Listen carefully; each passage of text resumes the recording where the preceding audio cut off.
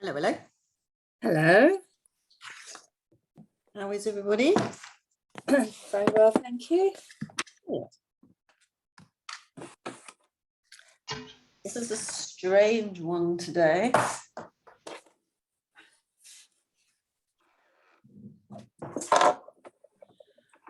Painting. Well, not that much painting. I've used watercolour paper for mine.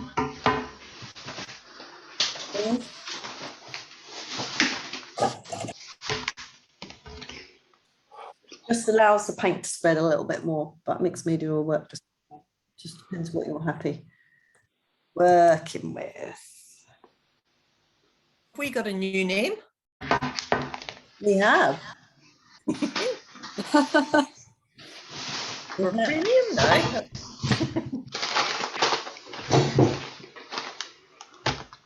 I'm just changing a few things. I'll let you know once I've sorted it out. Not with you guys. Your guys are all fine. This just stays as it is. It doesn't affect you at all. Right, today I've used, I will check when everyone's come in, watercolour paper to do mine with. Liz? Yes. Put that black pen away. Do not use it at all. No, I'm going to be anxious now. There is a little teeny tiny bit right at the end. I'll let you. Okay. I will say, if you have a hairdryer to hand, get your hairdryer. It will Right, be no, that's a little bit easier. Just you think actually scrub mine. Liz, where are you? Me? what in terms of Liz? where? What? Yeah, no, at the moment you look as if you're in under the stairs or something. No, it's my son's bed. He's got a high bed with a desk underneath, and so yeah, so it does look like I'm in a sauna actually. Yeah. Yeah. No, sadly not. It's much more boring than that. Yeah, he's at uni, so I get to play in his room. It's much more cozy. So It looks like she's in a you look like you're in a cupboard. That's what I always say. Yeah. yeah, it does, doesn't it? Yeah, it's just because the light is so, and I've got a whole load of rubbish on the shelf behind me. It doesn't help really. Does he notice you've been painting in there when he comes back? He might notice there are a lot of After the autumn splodges, I've literally had it everywhere. It's still on my TV. I keep seeing little bits in front of me on my TV. I'm turning around with it. And anyway, black pens. I have a bone to pick with you. Yes. Yes. Ruler. You Ruler. were using a ruler the other day. Now I got castigated in one of my very first ones for using a ruler, and you never let me forget it for quite a while. What ruler was that? Where were we using a ruler? I don't know. I think it was last week. Did we? Or no, maybe the London one. Maybe the London one. I can't remember, but you definitely used a ruler, and I remember thinking, "God, To do the straight line, yeah, we Yeah, did. yeah. Oh yeah, we did the ruler to do the tram lines. Mhm. Then we didn't use the ruler to do the black bits, though, did we? Nope. I can't remember what it was for." No, then I freehand it once I've got. Yeah, you need a ruler to do tram line when you're doing perspective. Yeah, Otherwise, yeah. you'll get a That bit. wasn't what you said when I used a ruler before. And the top of the bridge. yeah. Well done, Deirdre. Thank you. When I did the and we haven't done it yet because I know Alison was asking about it. I changed my mind not to have it as an autumn picture when I did the what's it called, that one over Golden Gate Bridge. Oh, yeah. It got lost. The Golden Gate got lost in everything else because it was obviously the wrong colour. So I chucked that out. But that's come in that you'll be allowed to use your ruler to draw the straight lines if you need to.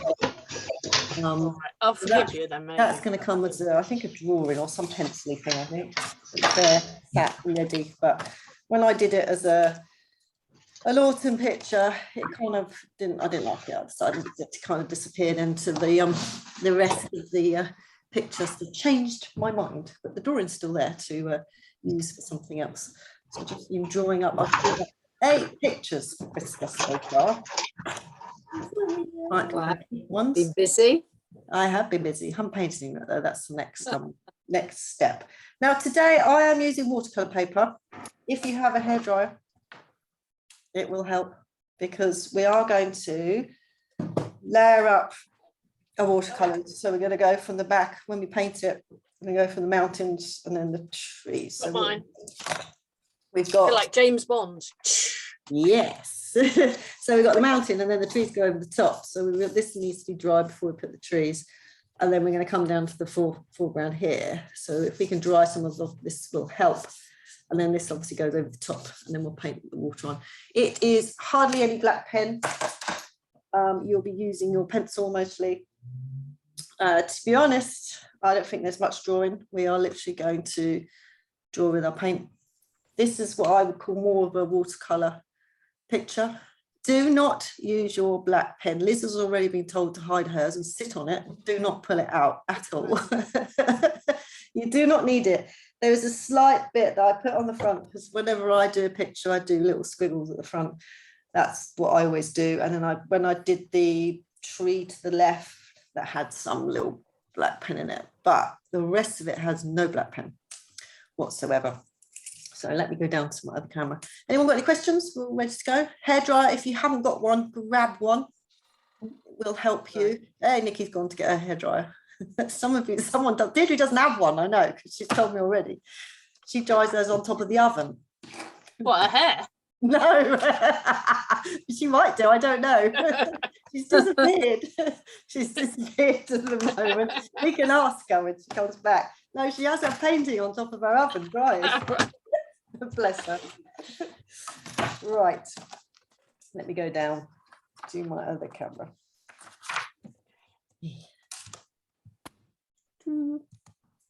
Okay. Oh, sorry, I'll just mute. So I'm going to move over. I'm just getting it all sorted. Like me.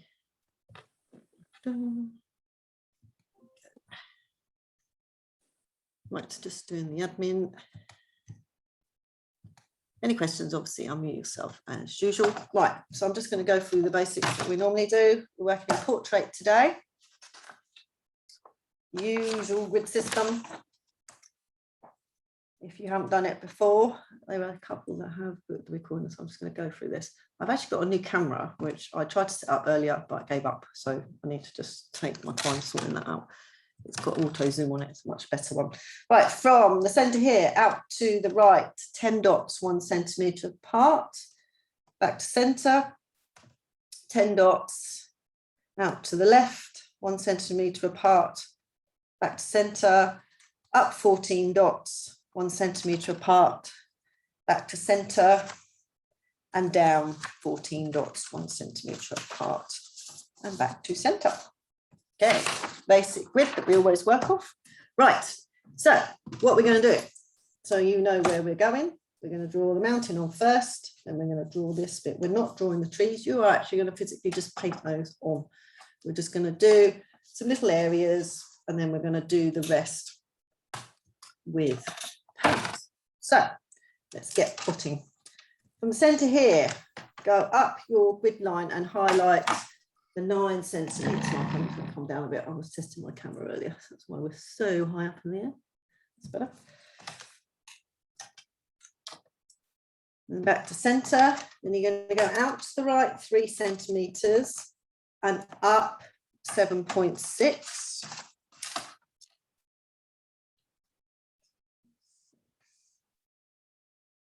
Then you carry on out to the right to the 6 centimeter marker and up 6.4.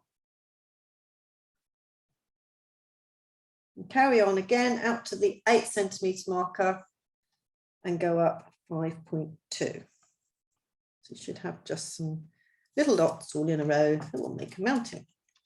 Back to center. Then you're going to go out to the left 3 centimeters and up 11 centimeters. Carry on out to the left to the 6 and up 9.3. And carry on to the 9 and up 7.8. Nice and easy. Right. Put our mountain on. Okay. Just come down a little bit. Right. As you can see on there, so don't worry about these lines at the moment. I want you to just join up those dots that I gave you and create the top of your mountain.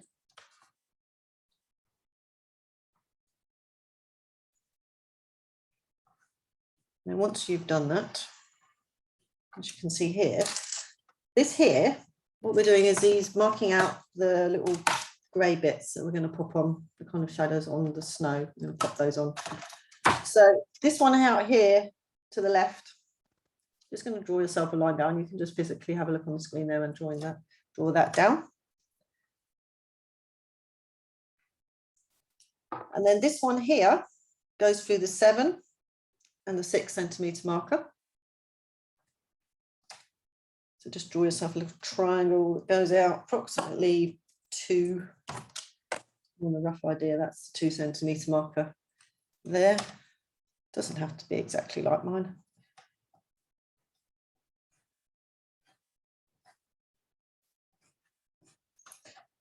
And then this line here, which is the shadow of where the mountain's causing shadow on the snow. If you just slide your ruler out to the 4.5 centimetre marker and do a dot up there, and then just take your line down at an angle. You can just guess if you want, draw it. Depends how, if you want to follow it dot to dot or just use your eye. Either is fine.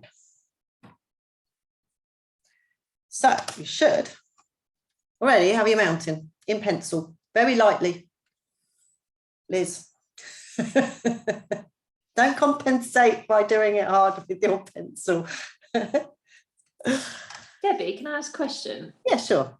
When you say do lightly, obviously I'm using HB, but is this where any softer pencils might come in handy? I'm using an HB and I used an HB, but just don't press hard. Yeah. Oh, fine. Okay, so it's not like you use like B pencils or anything. No, you can. I don't know if you can see there. My pencil marks are very soft. You can actually rub them out once you've done your painting. Oh, fine. Okay. If you want. So just don't press really hard if you're using watercolor paper, especially because it will obviously indent the paper and will mark it. I've got a nice pointed there. If you've got a slightly wider one, that is probably better, to be honest. Yeah. Thanks. It's all right. Right. Trudy? Yes, I'm going to be reading out a load of numbers now, so I'm just going to... just go for it. I'll catch up. I'll give you the mountain, take a picture of the mountain one. Oh, my phone and this Face ID malarkey, really, it can't find me sometimes. I'm like, I don't have my face mask on, stop it. Right.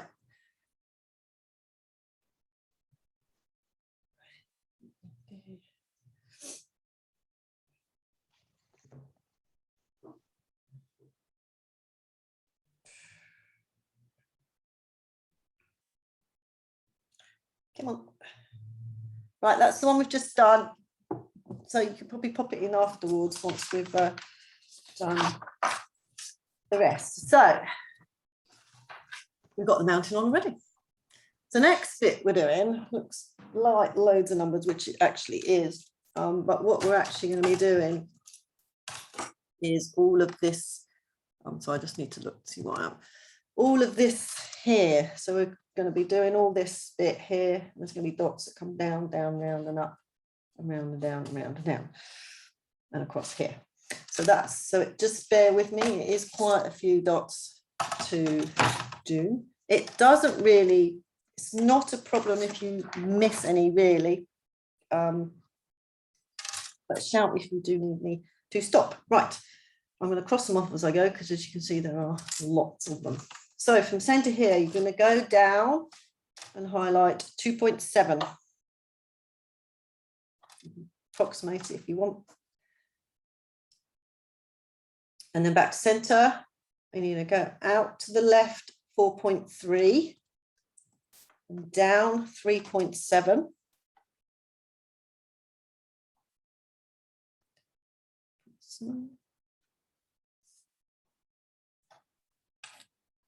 Back to centre. You go out to the left 1 and down 3.9.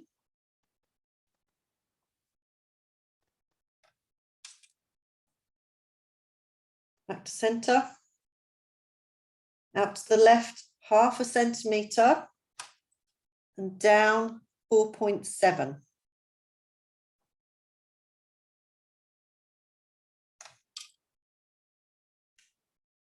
back to center, and then you just come down and highlight the 5 centimeter marker.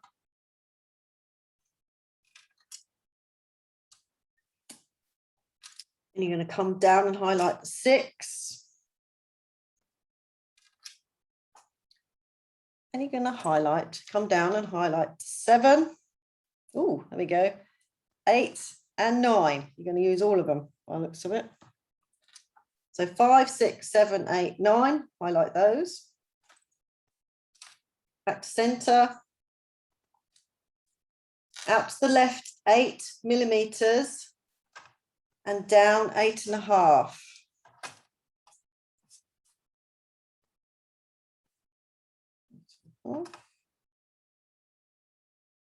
Sorry, can you just repeat that one? Sorry. That's all right. Out to the left, 8 millimeters and down 8.5 centimeters.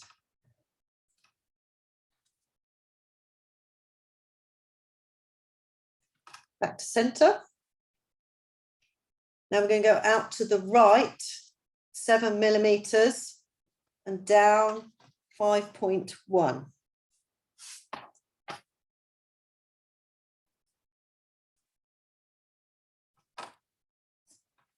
Back to center, then out to the right, 1.1 and down 5.5.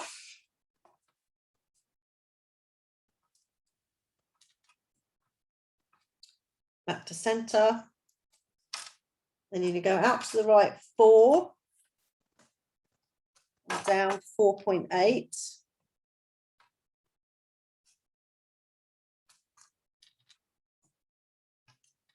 Back to center. Out to the right, 6 and down 4.5.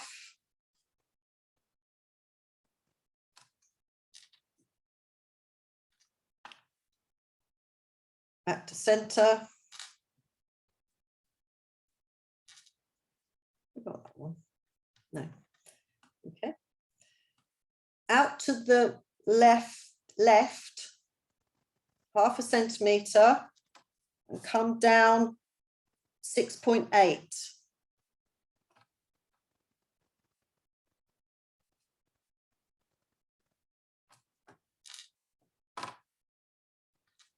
Back to center. Now we're going to go out to the right, 1.5 and down 7.7.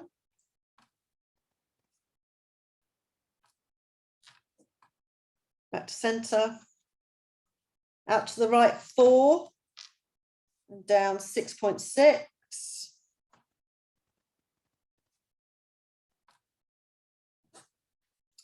Back to center. Out to the right, 6 and down 6.4.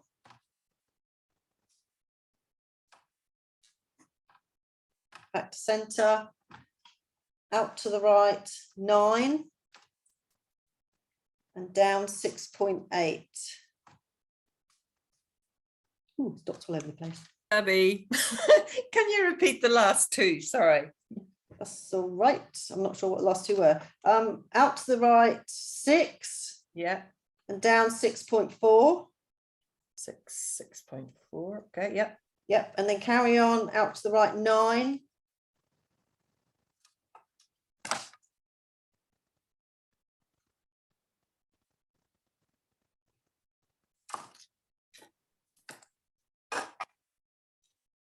And actually it should be 5.8. Just take that last dot up 1 centimeter, everybody. Just go up 1 centimeter. Should be 5.8. Thank you, Debbie. That's all right. Right. Back to center, out to the right 1 centimeter and down 9.2. Then carry on out to the right to the 3 and come down 9.5. And it looks a load of dots all over the place, but we are hopefully going to do them, join them up like so. I'm going to highlight with my pen all the dots. You can see it with green. These are your dots here.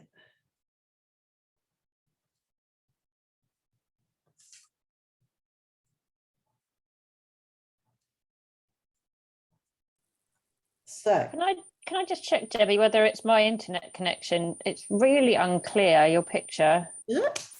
Yeah, I just want to make sure it's my internet connection and So not how's everyone else seeing general. it? How's Well, everyone else? I thought it was my internet as well because I've been struggling with my camera. It's blurred. Yeah, Is that it is a bit blurred now? blurry. No, it's worse. Almost. Is it? It looks all right on my screen here. That's blurry. Mm, Is that blurry for everybody? No. No, Christina's all right. It's quite dark.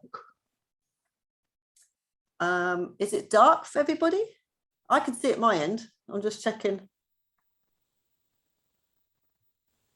I can just about make it out, but it's Is. yeah, it's really not very crisp. Like normally I can read your numbers Yeah. on Yeah, your I haven't dots. got I it couldn't right read down any of there, that. Nikki, I normally have it right down. So I can It do. looks as if there's a big shadow on the left-hand side. Here. On the left, yeah. Oh yeah. Yeah. Where? There? The bit where you haven't drawn on the left-hand side. Yeah. This bit here. Yeah. I'm trying to find out what my shadow is. There we go. Everything like the might be my computer. That's better. There's nothing in the way. Yeah, that's good. That better? Yes. Not Yeah. my It's a bit laptop. better. Just turn my laptop round. I've just brought the camera right down. I normally Thank have it you. higher. It needs to go higher in a minute so I can see when we're doing lots of numbers. So basically you can see all your dots there. Thank you. Try and work out which ones are which. Just a bit. I would start from the bottom personally and work up myself. Makes more sense because you're literally building up the layers on the page.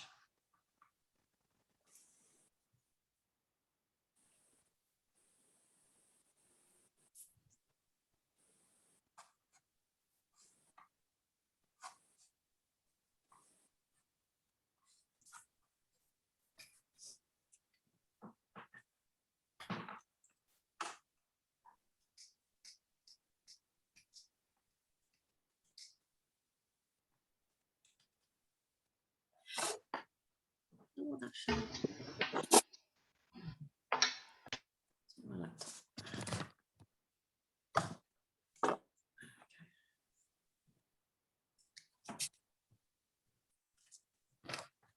Oh, it's all right. I'm coming back. I'm playing with my. Just hold on.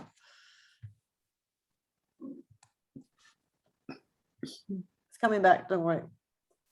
Come on, work. There we go. Just if I move a laptop, it's very sensitive.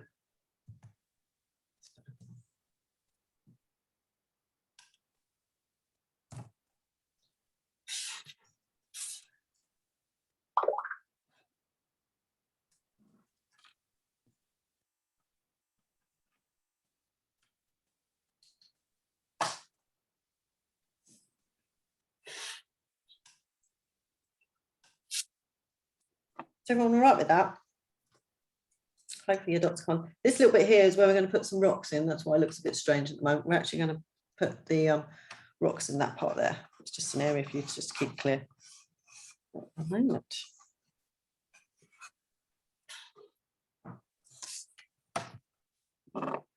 Is that a bit better, Nikki, now? I've just fiddled with some lighting. A little bit, yeah. It's still not like really crispy clear like it normally is, but it's better than it was. Thank you. That's all right. Must be a portion of my internet connection. Oh, I don't know what is going on.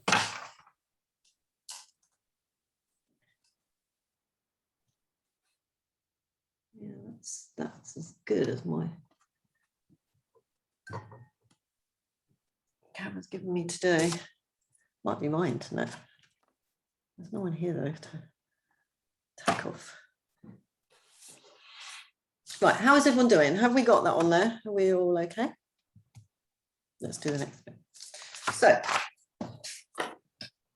we've got the land on that now. So what we're going to do is do the other part. So this little bit over this side, I'm just going to plot that on. I mean, if you want to just draw it on, feel free to. I'm going to read out the numbers of where it should go. So from the center here, you're going to go out to the left 2 centimeters and down 6.8 and highlight that one.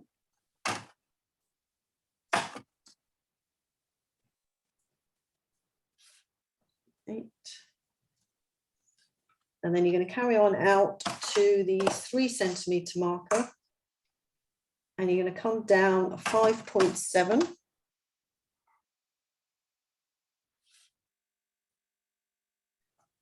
And then you're going to carry on that 3 centimetre marker and highlight the 6.8. So you've got 2. Yeah.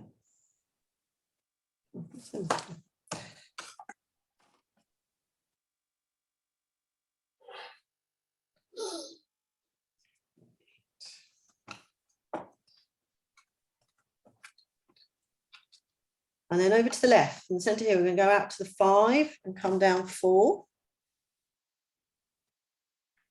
Just going to highlight that one. And then you're going to carry on out to the left 7 and come down 3. And then on that 7 centimetre line, you're going to come down 7.3.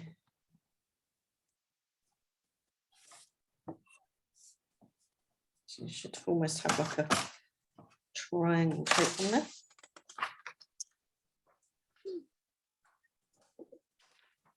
And you're just going to join those up too. Do these quite lightly with your pencil because we will be adding in paint. And just leave them quite lightly on the paper there. So you should just have a little island.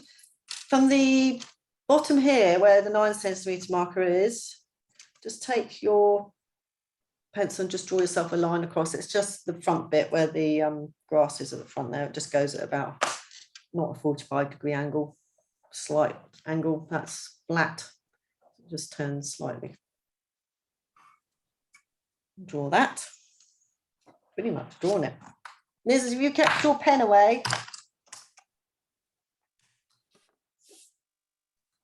Hopefully. Right, have we done that? Are we on that? All ready to go? Cool. Right. We're just going to put where the water is going to be. So your green bits we've already done. So this top bit here, where you've got the island that we've just done and the other bits, just want you to draw, obviously water sits horizontally, a horizontal line, freehand it across and join those up. So my one here, I've got my point there and my island comes there. I'm just going to draw myself a little line across like so.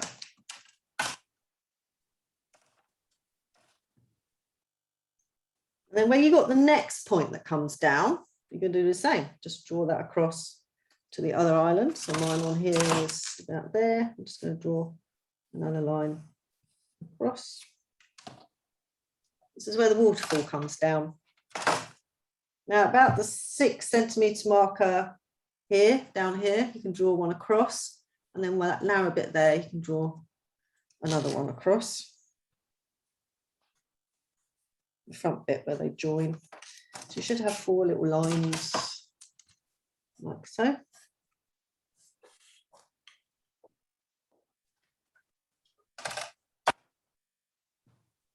And then we're going to put some rocks in this middle bit here. Now that there is the 5 centimetre marker in there. You can see where that sits. So I want you to, if you just draw yourself a rough line across there, and then you can put your rocks in that little area yourself. You can have big little ones, however you want really. You're just going to colour them in grey and paint round them.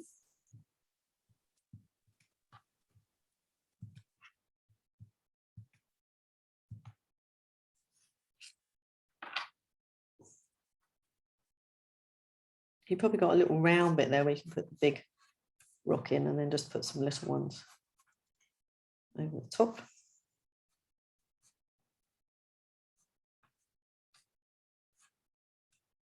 And as you can see at the front there, we've got some bigger ones. Just freehand those in however you like really, how big you want. You can do small ones, big ones. You can do 3, you can do 5.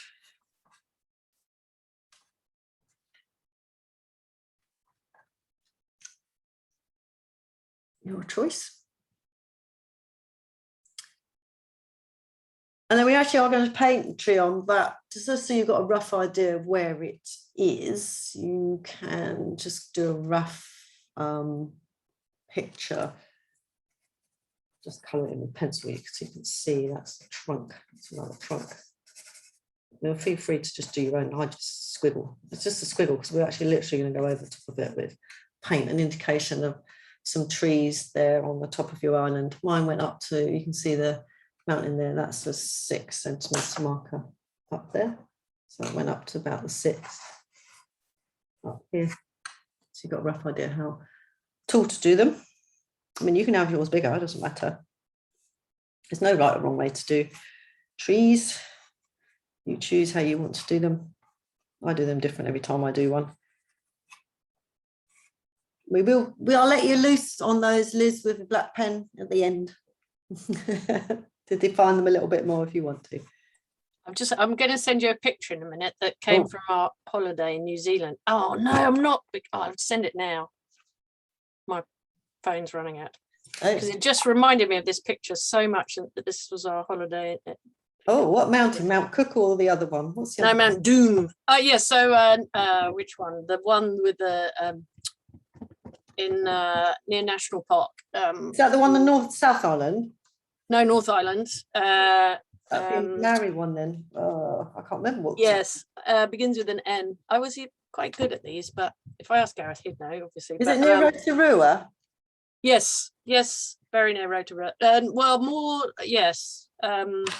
Just trying to think. Gareth lived there for a while and I can't remember what the place was called now. Gosh, it was only 2 years ago and it's like gone. But it really reminded me of that up there. Yeah, because there's a road you drive from the South Island down to the North Island down to the south, and you can see that kind of mountain. Yeah, exactly. Yeah.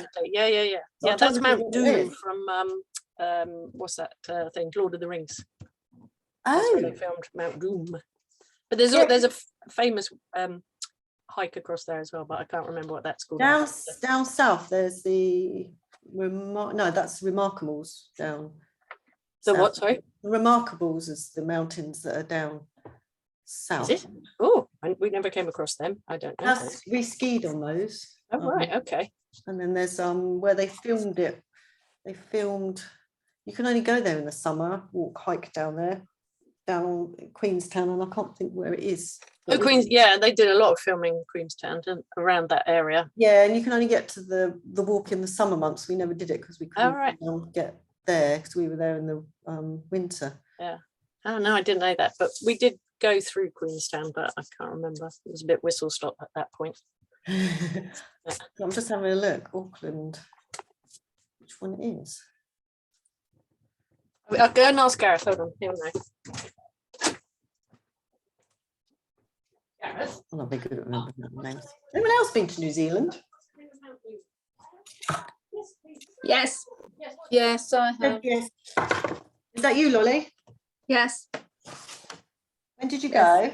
Did you go to all of it? No, we went to North Island to stay with somebody we knew from Binfield for 9 days. And then we travelled on our own in South Island and climbed up Franz Joseph as well. And then came back to Christchurch and flew out of Christchurch very early in the morning to Melbourne, put the news on in Melbourne, and the whole of Christchurch had fallen down and we were very upset. Oh my God, that's when they had that earthquake, isn't it? Oh, wow, that's amazing. Big one. And we'd been up the tower the day before and talked to the organist in the church about the organ. Wow. Yeah, Good grief. It's very sad now. I like forgot all about the, because when you're there, I wasn't putting two and two together, and then you go in and there's all these car parks. And I can think there's a lot of car parks in this place, and then I realised it's just because it's where the buildings have just been razed to the ground. It's really sad, really sad. It was awful. So I've got some beautiful pictures of when I was up the tower looking down on the square, and I've got some fantastic photographs that will never be seen again. Yeah, that's amazing. Gosh, you're so lucky. I was very lucky. Yeah. Gareth says Mount Ruapeu. Mount Ruapeu, that's the one. Yeah. It's near all the Maori Rotorua and all the bubbling mud and all that stuff that goes on. Smells like Rotorua. Yeah, very smelly. Right, so how's everyone doing? We ready to, I mean, we really literally are ready to paint. That is all you're going to be doing. And you're actually going to start to fill in this picture with your paint. This is almost like a pure watercolour picture. There's not much drawing. Debbie, Yes. Yes. where is our line for the bottom of the mountain where the trees are? We're going to paint that. You're just going to paint it in. We just imagine that line, do we? No, we're going to paint that in. That is this one here. Oh, so did I not give you that one? Oh yes, Well, that's what I need to do. Yeah. Might help. Right. I Here. might have sleep at the time. It is, no, that's fine. That's me. Sorry. On this one here, on your grid line, you're just going to do like a higgly-biggly line, and at the 1 centimetre marker, you're just going to take it slightly up, and that's where your trees are going to sit on that line there. And we're going to paint the trees in. You're just literally going to paint them in with your brush and water and greens. So you're literally going to be working non-stop. You're going to allow the watercolours to do their thing. Oh, Laura's awake. Hello, Laura. You helping your mummy paint today? No. Is everyone all right with their lines? So we should have something, hopefully you can still see mine. There's not much on there. You don't have much on there. You're going to be creating this picture. It's a lot different to what you normally have with your watercolours. Now, the clouds, I will use kitchen paper. I will get a piece of kitchen paper and I will tear a piece off. You can have this ready, because you'll need this ready. And you're just going to scrunch it up for clouds. You will need a hairdryer. With watercolours, once you start, you just keep going. There's no stopping. This can be a bit unforgiving, watercolours, but we're going a bit watercolour-y today. I'm taking you out of your comfort zone a little bit. So just get your paints ready. I'll tell you the colours I'm going to work with. If you want a little mixing, I'm just going to get a little thing to mix mine on.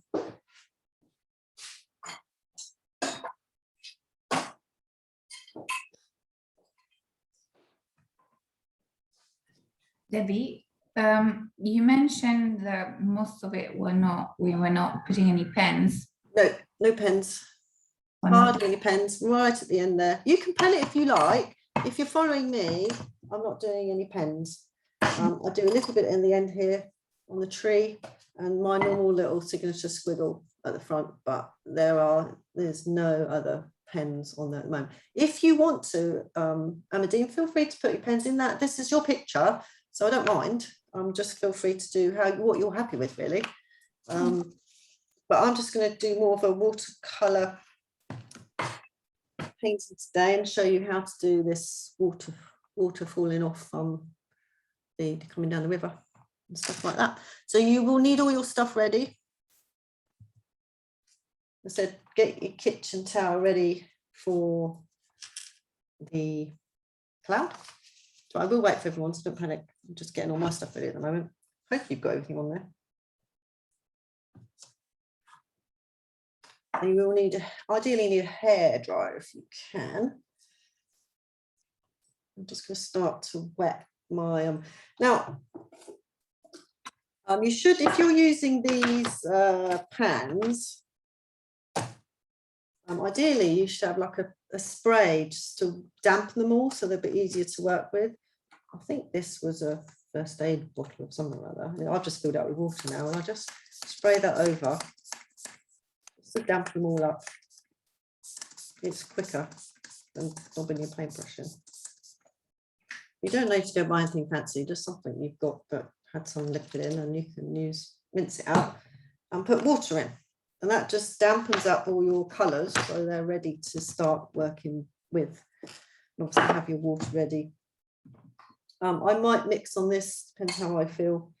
You will have in the lid of your boxes a little mixing tray. This is my porcelain one I quite like to use. Right, how is everyone doing?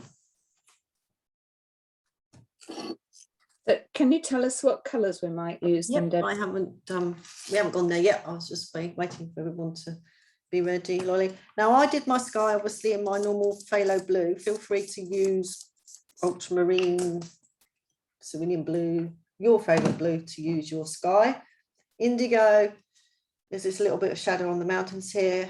I've used sap green mixed with indigo for my trees. Water is a combination of ultramarine and a little bit of cerulean blue. And then these colours here are a mixture of your burnt sienna, your burnt umber, and a bit of raw sienna, a bit of indigo dropped in there. It's very wet and wet. You're going to be dropping colours in and watching them go, basically. And then at the front here, I used, if you have one of these rigger brushes, we have spoke about them before, these really thin, long ones, they'll be handy today to do your trees and the little bits in the foreground here.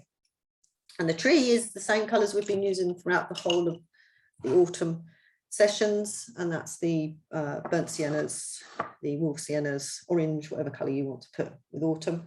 And then obviously we've got the blobbing right at the end. So is everyone all right with that? I've just dampened all my colours with the spray, so you can then pick and choose. Choose your colours if you want. I don't really mind. Obviously the white, we don't need white because paper's white. So when you do watercolours, you utilise the white paper as much as possible. When we do the snow in the next November, December, you'll be utilising the white paper. So it's basically what you don't paint becomes more apparent than what you do paint, if that makes sense. So you have to kind of imagine the paper is snow. So in this instance, the mountain is covered in snow, which is basically the white paper. Right. Is everybody ready for me to go? Are we all right?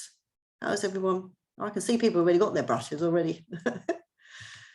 So I work upside down with my skies so I can get to it.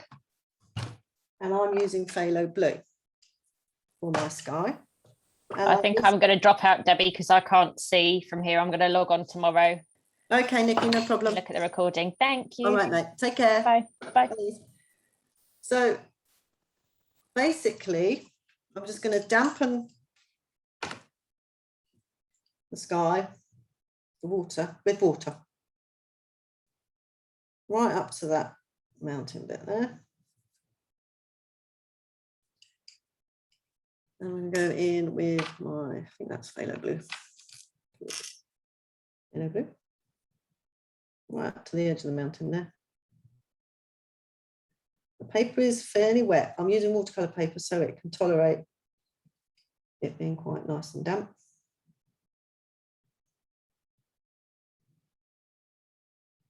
Like so. And then just spread that about. I'm just going to tip my paper up a little bit and then it'll just run to the top of the page. So clean my brush. Just got a slight damp brush just to spread that about a bit. You just tip it, turn it round. And then I'm just going to go in with my scrunched up bit of kitchen towel and just create some clouds. So you just lay it on like you do. Just gently create a cloud.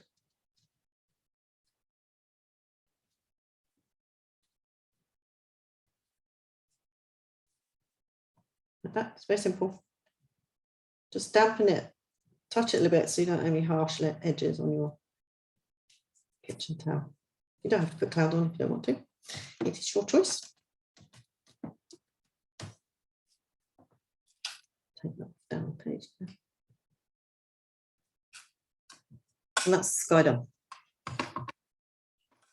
Now we have a couple of little grey bits on the mountain. I'm going to use my indigo. I just want a very light indigo, so I'm just going to get a bit on my little mixing palette here. Just want a little light so we can get the right amount of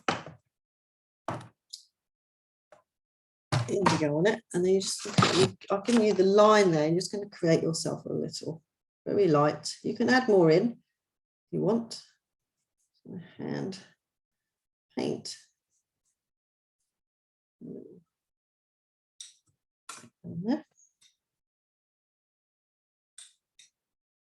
Needs to be quite soft because it's in the distance there. So just make sure you keep it quite soft, not too harsh. So obviously distance colours need to be lighter. Watercolours does dry slightly lighter. You can come all the way down because we're just going to go over that. I'm going to dry that with a hairdryer. And this back bit here is the shadow, the snow. Just make sure you don't get your sky in it, seeping into it.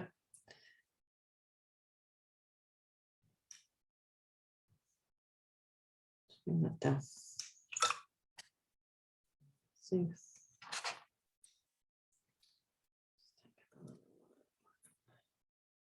So you are drawing with your paintbrush.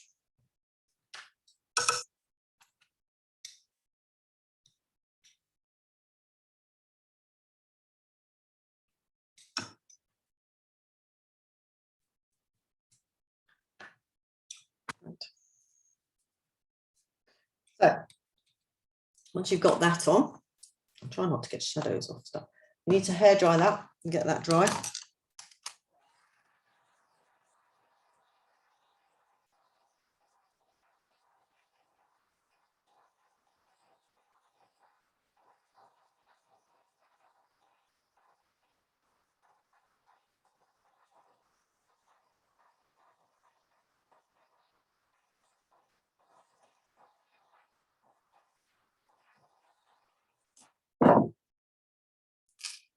Now, if it helps, also we're going to put these trees in next.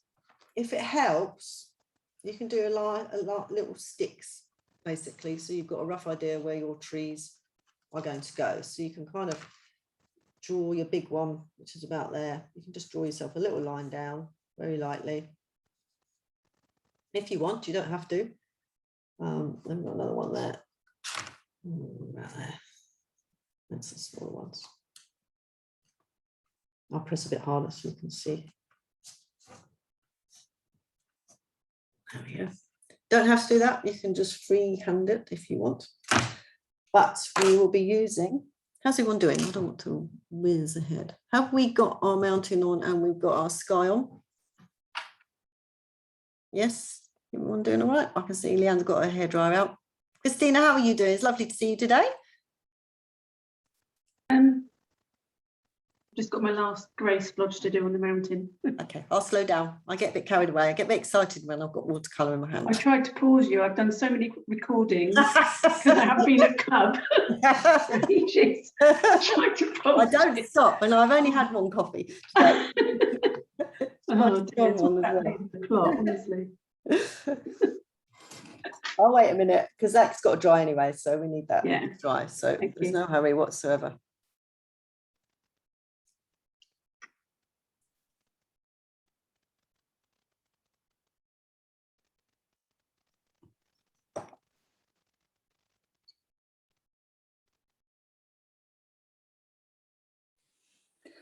Hi Debbie, I'm going to finish mine tomorrow as well. I've sort of fell at the first hurdle. I've got lovely sky and didn't see what you did with the grey. Okay, so, no problem. I think I'll find it less stressful to do it. Yeah, this one is certainly a different way, Elaine, to what we normally do. So yeah, that'll probably be better for you because you've just about got the hang of the way we normally do it, haven't you? With painting along. Yeah, this one's more. You've got to be quite fluid with it and not be scared, basically. Right. Okay. Trust the process. I'll be able to see better tomorrow as well. Okay, mate. Thank you. All right, lovely to see you. Take care. Bye. Bye-bye. How are we doing? Have we got our mountain on? Yep, cool. Liz, have you hiding your pen? Wielding the paintbrush. Right. So we are actually going to create these trees with just paint.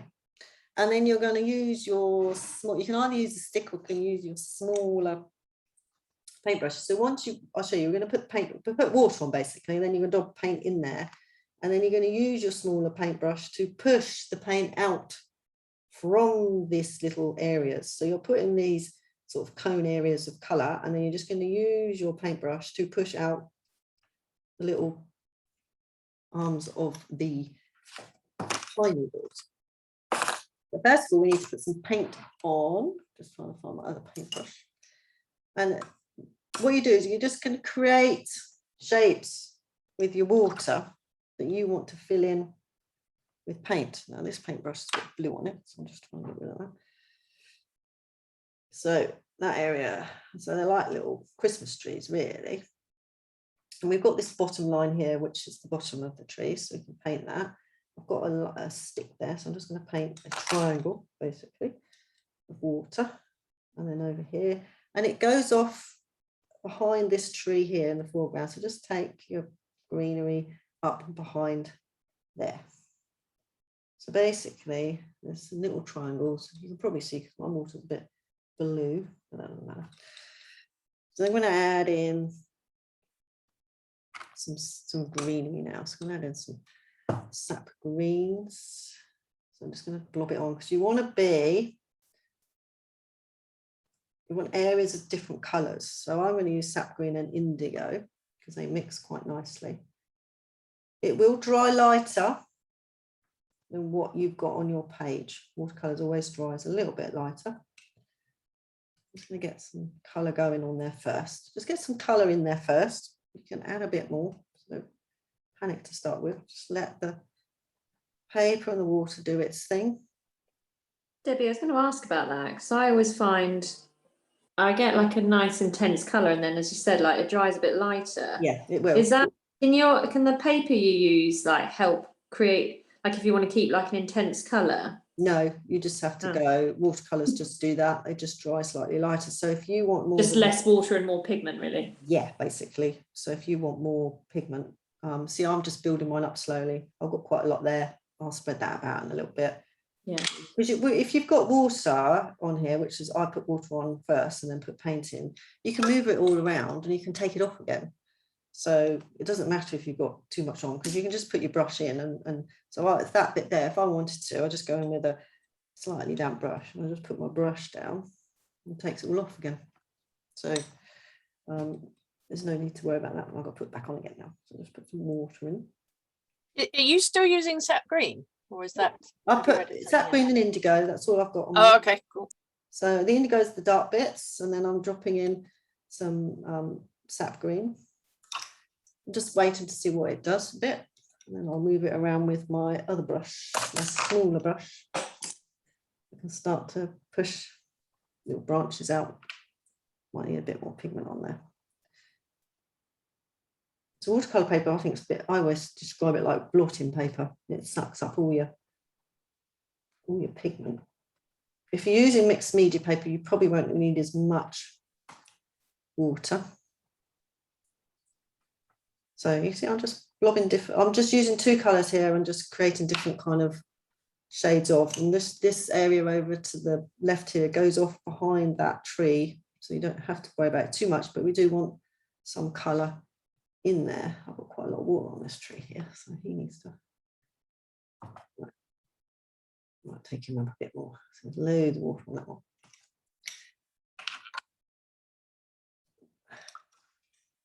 So I've got that on, and I'm just going to go in with a small brush and just start to push out some little bits. Just a slightly damp brush. And just start to push out some little bits of the tree. Is the light from the right, Debbie, or does it matter? Doesn't matter, we're really in the background here. In this picture here, I would say it's almost over top, over the, yeah. I mean, I would say the light is, yeah, coming from the right on my picture, because I've done my trees on this side darker. Yeah. Yeah, so yeah, I would say from the right here. So let's try and, I'm just creating a little, so I'm using the paint I've already got on there. You can go in and add a little bit more paint on your brush if you want, and just pushing it out to create little bright, you know, the pine needle branches. You're creating the shapes as you paint with the brush. So there's paint on there, and I'm just going in. I put a little bit of paint on my brush. So I've got a little pool of paint there that it's a bit stronger. I'm just dabbing it in where I think it needs it. And just pushing out some little branches. This one is quite watery.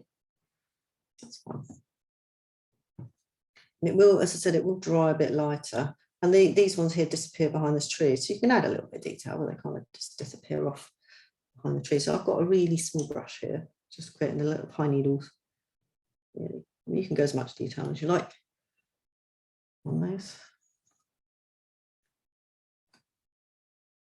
A bit of indigo. So I'm just dropping sap green and indigo in just to get variations of colour and just creating a tree like effect going on. There you go. Try not to fiddle with it too much because it's in the distance. So I haven't really gone over to the left-hand side because I could put a little bit of green. Oh, that's a bit blue.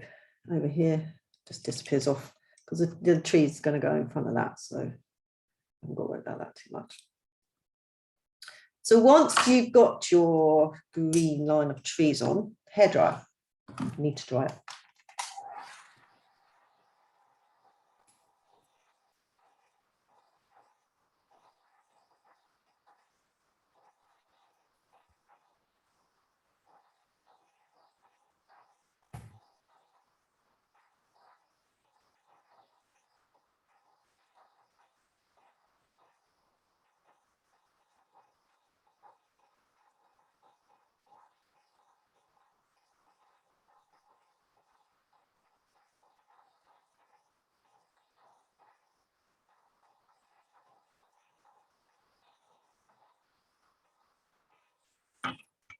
You'll possibly find it dries a lot lighter and blurs. Let's get rid of that.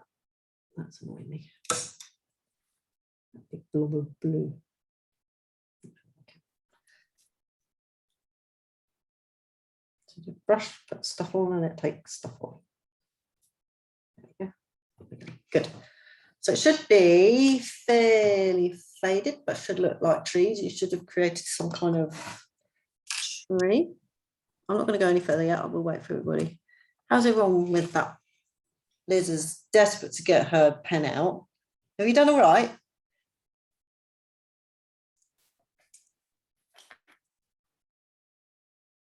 This is how you paint watercolors, basically. You just do lines and then you build up the picture.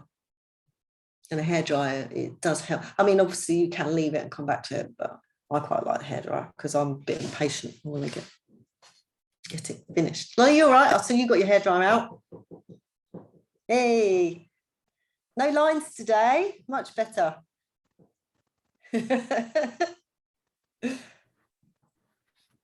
how are you? All right? I'm embracing the messiness. Yeah, good. But it's all a bit dark. That's all right. As in, like, the line of trees is dark. Turn it around. That'll be fine. We're going to build that up. Don't panic. Be fine. I'm going with it. Good. I missed my parties this week. Missed it. Hope you had a lovely time on Tuesday. I did. I had a very nice time. But my body's missed my Pilates. Oh, it's falling to bits. I felt it this morning getting up. It's like, yeah, that was a bit tough. How's we doing? I'm going to wait for the next. Oh, bit. Let's have a look at what we've done. Now, don't worry about your trees. Have you dried that yet, Lolly, with your hairdryer? A Bit. Yeah, that'll dry. That's fine. Don't worry. I like your sky. Very stormy up your mountain. I know. I always seem to manage to do dark. I need to do lighter. We used to be I able love it. I love it. Don't change it. That's your style. I really like it. Now, all of you, you mustn't change your style. I don't want yours to look like mine at all. It needs to be your style, not my style. So don't change anything. Just do your version of what I'm doing. Because my art teacher always says to me, the hardest thing about art is finding your style. Now, if you go into an art gallery, you'll automatically know which artist is who without even looking at the name. So that's what you're trying to do. And it's one of the hardest things in art is to find your style. So don't do it like mine, do it similar to mine. All right. It's brilliant, Lolly. I love it. Okay. Good, good. How's everyone? Has everyone done their trees? Shall I move on to the next bit? Cool. So we've just got this little bit of greenery here. Basically using the same colours. I'm just going to turn my page around now. My clipboard's in the way. And my sky's a bit dry. So we've got this area here. I'm just going to go in with a big blob of water. Here, this area here, you can see. And it's just a very faint bit of sap green and indigo. Because it's in the distance. It doesn't matter your trees are darker. Just drop a light bit in first. You can always add in a little bit more if you need to. So we're just going to add in this line of greenery.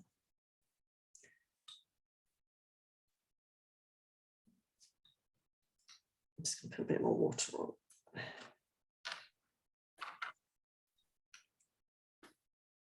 The foreground here can be a little bit darker. I need to get some more indigo running out. Here, I'm just going to add a bit of dark because that is, if you kind of, when you're drawing pictures, you need to think about, or painting pictures, the lay of the land. So this bit's sticking up, for me, you kind of jump down behind that. That's in my head, basically. But my head's a bit strange sometimes. I imagine there that you can kind of roll over the top of that one down into the hill. So I'm just going to paint that a little bit darker and take that, fade that up. So it's faded into the background there. I might add a little bit of dark under there. Like that. But just fiddling around with very light colours and try not to lose too much of my tree line. It's got to kind of blend in a little bit, but not too much. That's a bit dark, guys. Small colour in the foreground here. It's fine. That's better. For me, I feel like I can jump behind there and run off into the trees. So there's just a bit of green, and that's it. So what we're doing, we're starting to build up. So you can hairdry that if you like, because then we're going to start to build these up, these foreground bits up, and then we'll do the water last and the tree there. So I'm just going to dry that.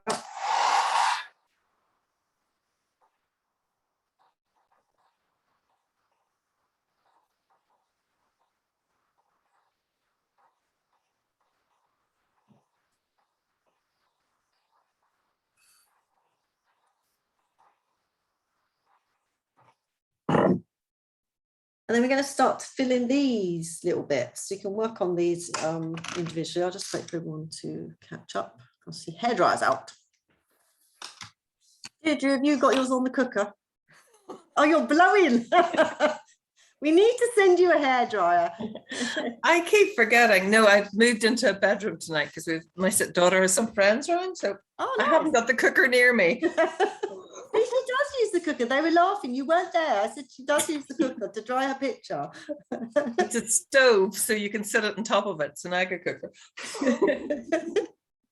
You thought I was going to set the house up. I did. I was a bit worried the other week. I was.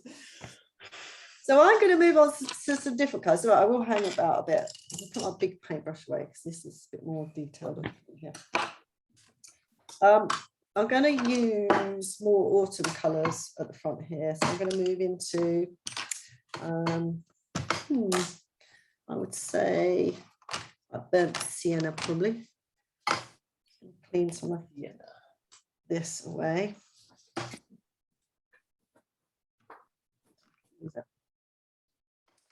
And there's a tiny little area there. We're literally going to be using just damp each time. So this little bit here, just going to paint a little bit of water. Very carefully. That little area there. And just add in, what colour shall I use? Burnt sienna looks right. So there you go. And you just dump it in and the water will take it. Obviously we're working from back to front, so remember the back bits are lighter, and as you get to the foreground it gets more pigment and darker. So I'm just trying to define where the land is, so that goes behind there, so I'm going to do that a little bit darker there, and then just take that off. So it doesn't need much painting. It's enough paint. I might add a bit of raw sienna, give it a little bit of variation of colour. Not much, it's quite light.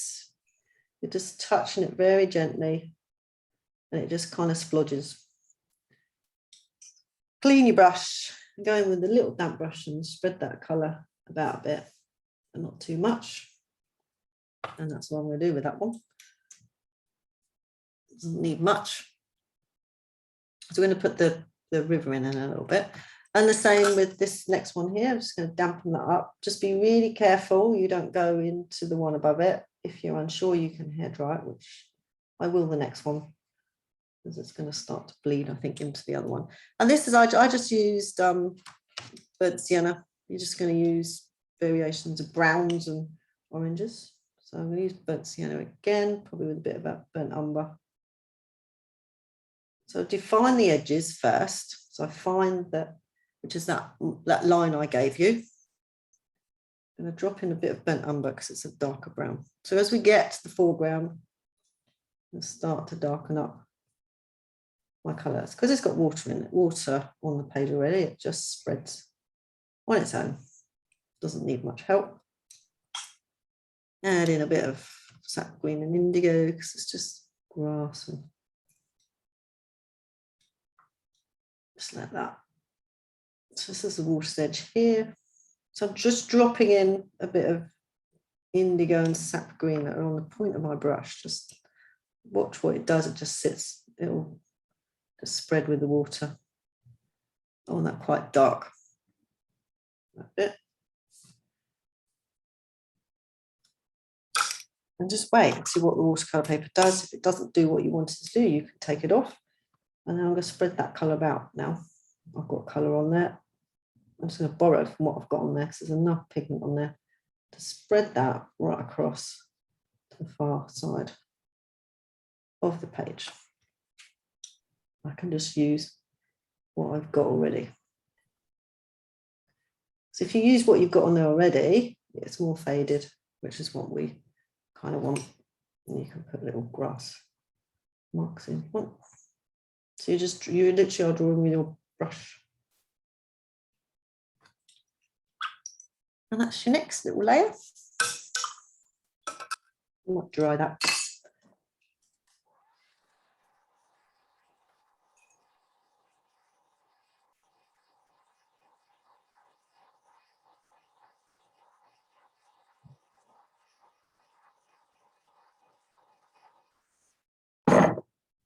And you just literally are working each little layer. So this little corner here. That's what I'll wait for everybody. How are we doing? Sorry. Zoozling along, getting a bit excited. So I'm getting to the front of the page where I can start plotting on lots of paint. So I've done two little areas. So just define, for me, I like to just define that line that I gave you just a little bit.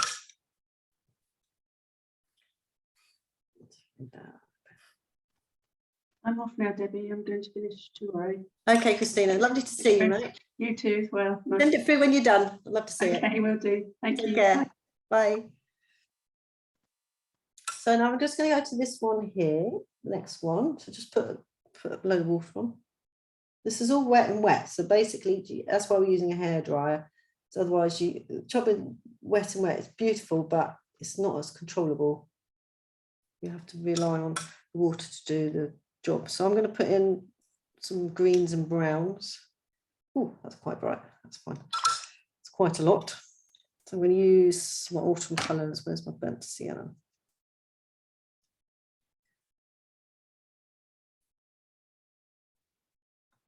Just choose some colours you like. Autumn. Me, I've got a lot of paint on there. That's enough for the moment. Spread that about a bit.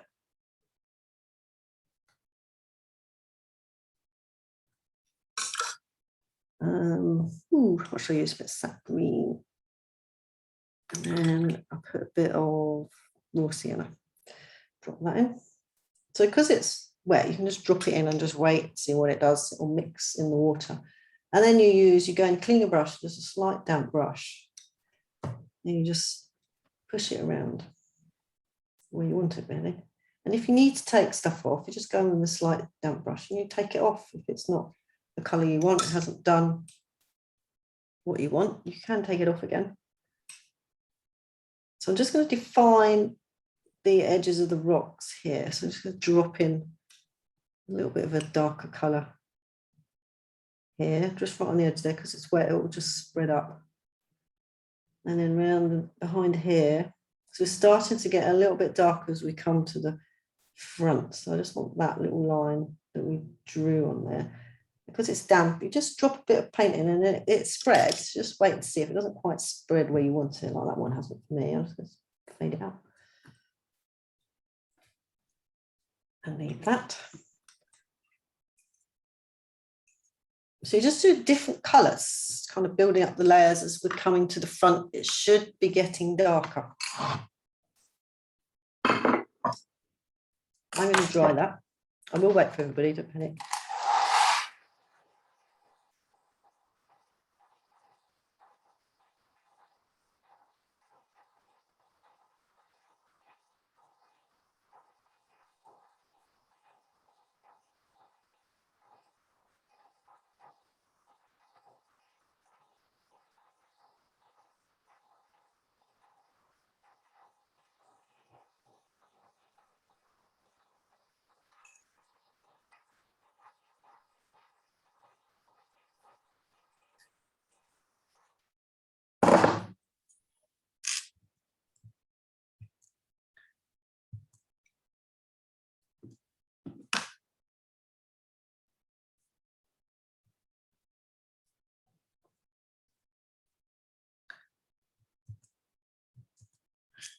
Leanne's drying.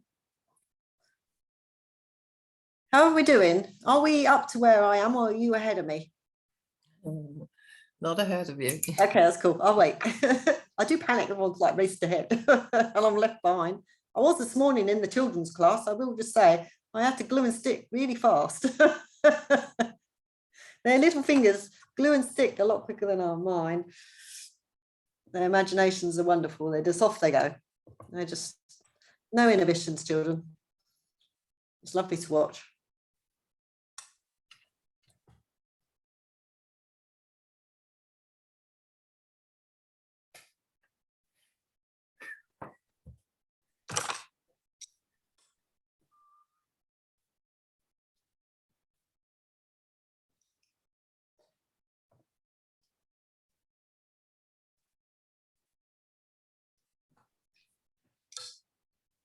And then wetting wet.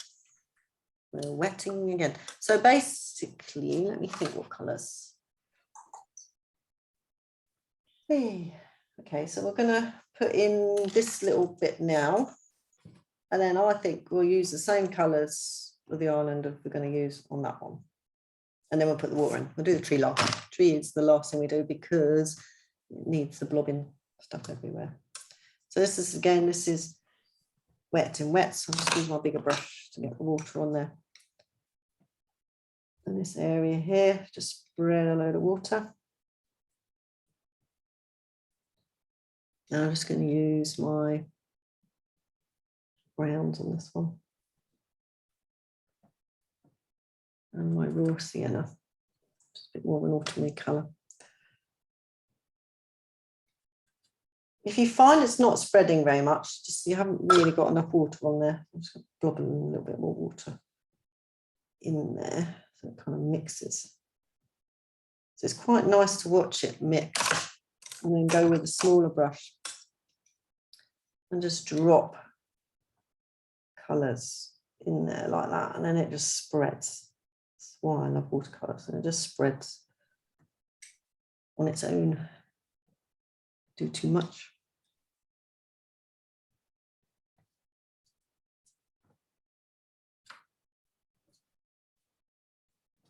So just any variations of colour in it that you want to do. There's no right or wrong way. Actually might do the island as well while we're here, because we can get to it. So we'll do the island as well. I'm going to put water in that little island across the way. And then put some variations of colour in that. So just rock colours. Raw sienna by the looks of it. I'll do the trees in a bit. That's a bit raw sienna, a bit of indigo, bottom here. Burnt sienna. So just trying to define the water's edge on that bit there. It's just kind of working backwards and forwards on those rocks. You can almost do them all at once, really, but I like to. These front ones, you can almost use similar colours in the same area. Top of the rocks quite light. I'm just spreading the paint about, and it kind of mixes. Try not to get mud though. And these front ones you can have a little bit darker. So I want a bit burnt umber and a bit of indigo, gives me my nice dark, crisp colours in there, in there.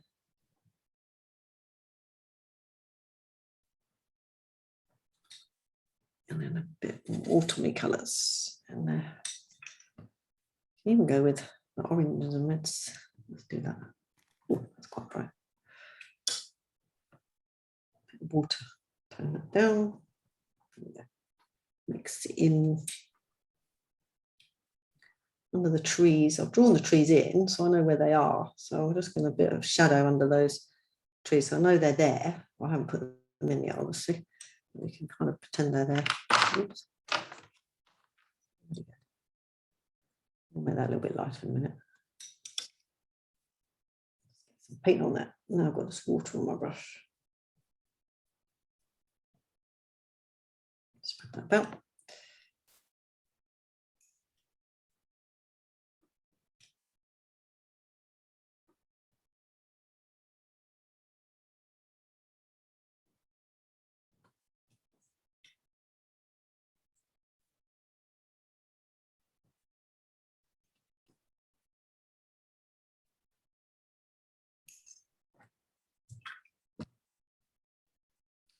So you're just dropping colours in. You get different colours each time when you do this. That's what I like about it. Just choose the colours you feel like at the time. So that's under the tree. We will put the trees on in a minute. We're just going to leave that for a moment. Dry it. Let's see where we need to add any more.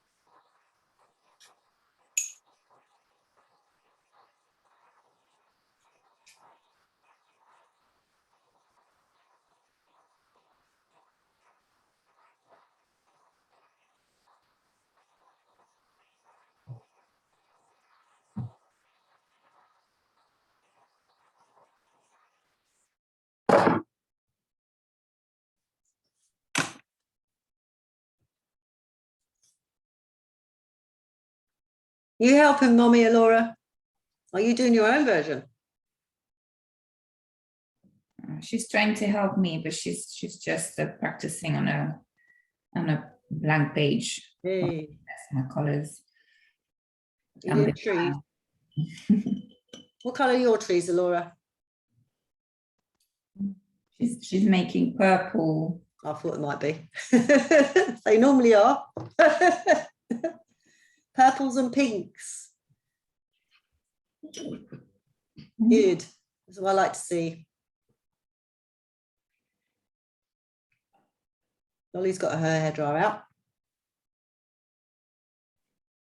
So I will wait for everyone.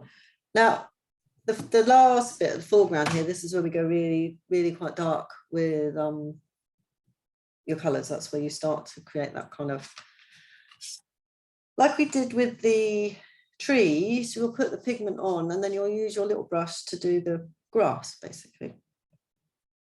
But we can do that at the end because we've got to put the water on. I think we'll do that first. Made a tree. Do the rocks and the water, and we'll do the foreground.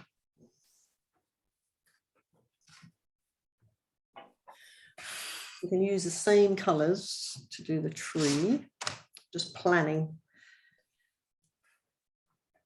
Is there more paper? How you doing, Amadine? All right? Yeah. Yeah, looking good. Good, good. Judy? Don't pull that face. You're not allowed. Right. I'm just deciding which I'm going to paint next. I think we'll do the rocks. Get the rocks on. So the light's coming from the right. My rocks are indigo, but feel free to use different colour if you want. You want Payne's grey. If you've got Payne's grey, you can use Payne's grey. It's the same. We're using. I'm using wet and wet, so very gently, because obviously you've got small areas you're working on. I'm just going to drop in my colour. Not too much water. If you're unsure, you can go in dry and then put paint on and then spread it the other way. So that one there, you can just do dry. And when they're sitting behind each other, you've got that little shadow, they're darker. On here, I'm just going to darken up because he's in the foreground. I'm just going to put a bit dark on that side, a bit dark on that. They're very tiny little rocks. And I'm going with a bit of just a slight damp brush. Let's spread that about a bit. And then you can do these ones here. These are slightly in the background, so they can be a bit lighter.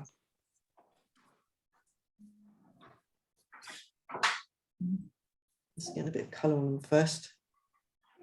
You can use Payne's grey if you want. Or you can use your indigo. It's your choice.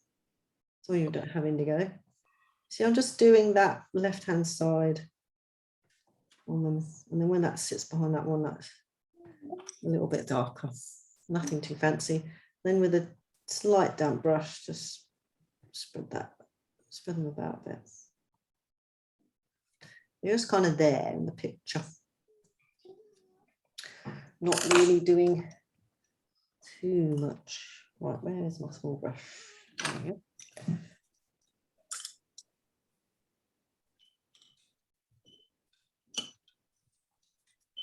Can I swap them with anyone?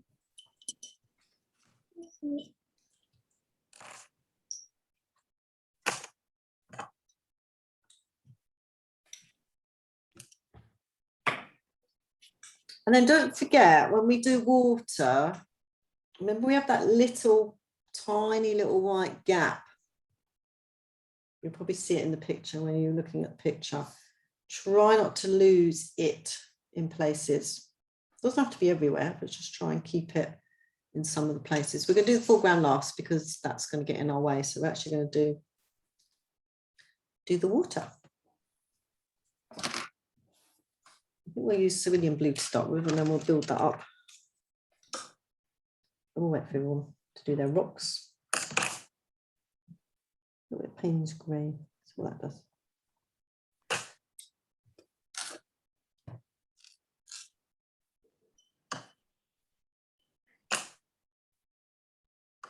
in the water already.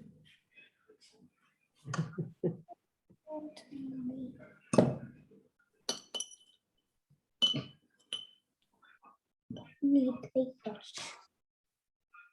Making rocks. Yeah.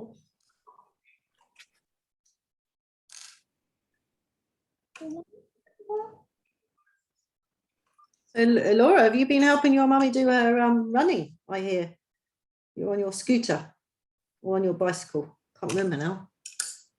On your scooter, Your yeah. scooter, that was right. Oh wow, look at that. That's beautiful.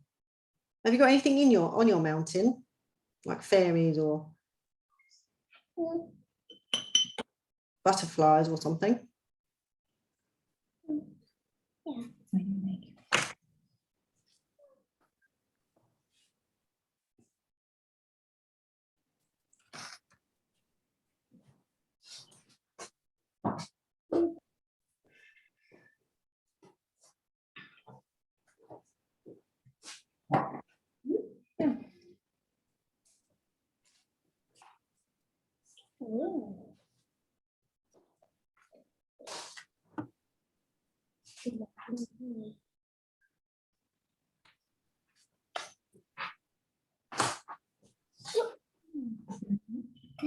Then the water, we're not going wet.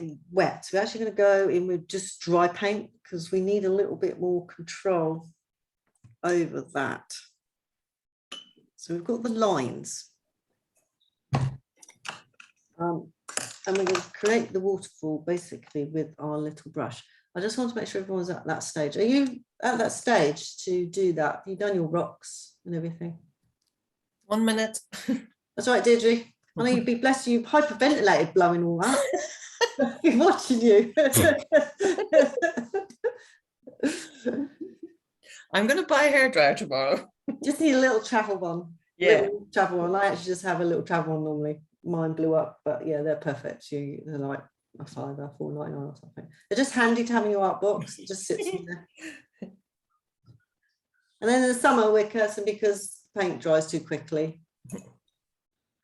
When you're out and about, if you're painting outside in the summer, it can be a bit of a pain with watercolours because they dry very quickly. You don't quite get the effect you want. So if you are doing the water, you need your, I'm going to use cerulean blue, and then I'm going to go over with my ultramarine, and then I'm going over with my indigo. So we go light to dark. And I'm using a very small brush. I might change to the slightly bigger one when I get a bit further down. This gives me a little bit more control. Deirdre, are you there now, mate? Yep. Cool. You're not dizzy, you're still there, you're still with us. I don't know how you're doing that. Right, so I gave you these lines. You should have these lines on here, 1, 2, 3, 4, with your rocks. And then this one up here. So this is the start of the first waterfall. So you're just going to make a little line across like that. Try with these little brushes. For me, they don't hold enough paint, so you have to keep going backwards and forwards. So that there on the top, you kind of have to imagine that's the flat bit where the water sat before it falls over this edge here, which is the waterfall. Debbie, what colour did you start with? Cerulean blue, sorry, a light blue. So whatever colour you've got that's light, you might have a cobalt blue or something. Okay, yeah. Yeah.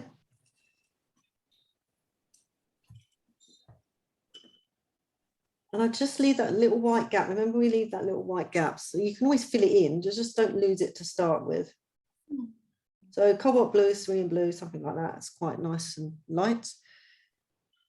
And then you do little lines that fall over. Like so. Hopefully you can see. I might come down a bit so you can see because it's quite small. Let me come down. It's not very dark.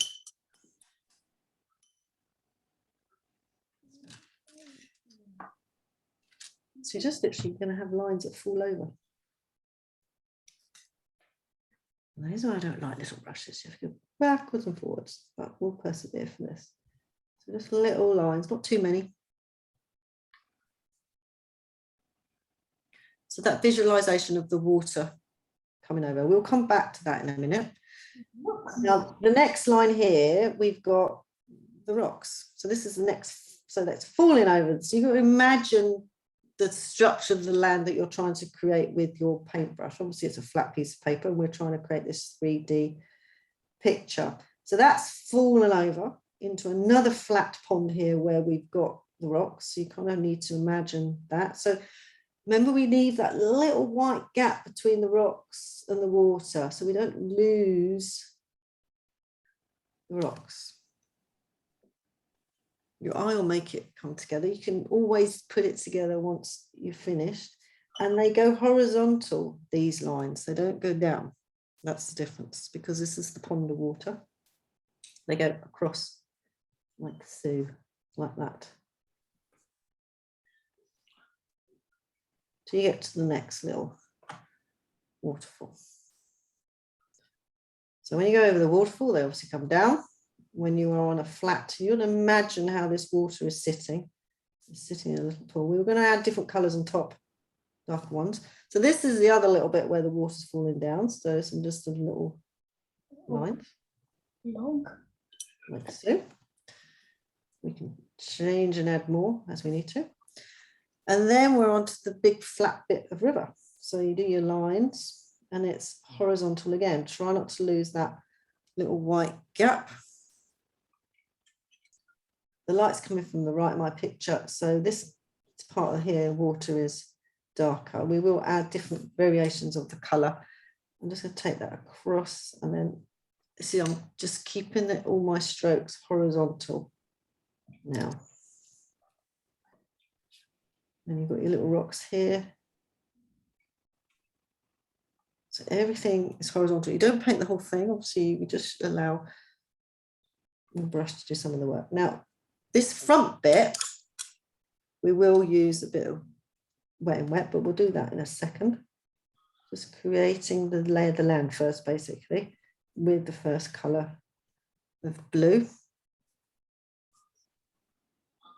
Just get some colour on there to start with. And then you can see the angle of the strokes of paint, in which way they go.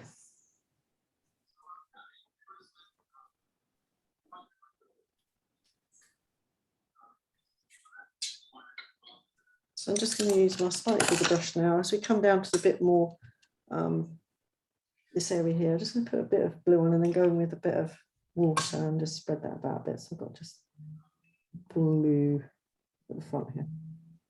Which I'll probably dry with hair drying in it. Just put a bit of paint on, and then it wasn't wet and wet. I just put the blue. So just try and keep your strokes going horizontal and vertical, depending on where you're coming across. So obviously when it's a flat piece of water, where you know the water's come down and then it's in a little pool of water before it goes off again. It's horizontal. So then you go in with a different colour. So I'm going to use ultramarine, which is slightly darker blue. So hopefully most of you should have ultramarine in your little boxes. And then you're just going to go in with a slightly darker blue. Sorry, I fiddle with these smaller brushes. They're quite fiddly. I've got any paint on it. There you go. Backwards. Darker blue. So don't lose that horizontal line. You still need it. You're just using some variations of blue, so you haven't got the same blue. So you have that coming down. Also, you want to do darker pigment, you just put a bit more blue in. That is horizontal that way. And then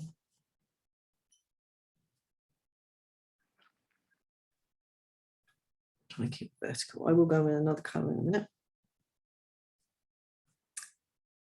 Coming down. It's a bit blue under there. So you're just working around, giving different shades of blue as you move to the front of the picture. And the light's coming from the right, so this bit here is the darker colours of blue.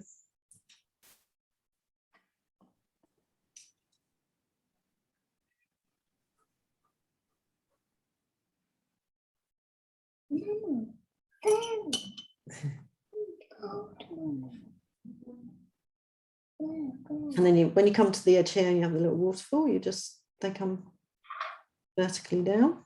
So basically you're simulating the water dropping over, and then they drop into the pool of flat water again. Yeah, and my light's coming from the right hand side of mine. So this part here is fairly dark. I'm going to change to a bigger brush, get more paint on.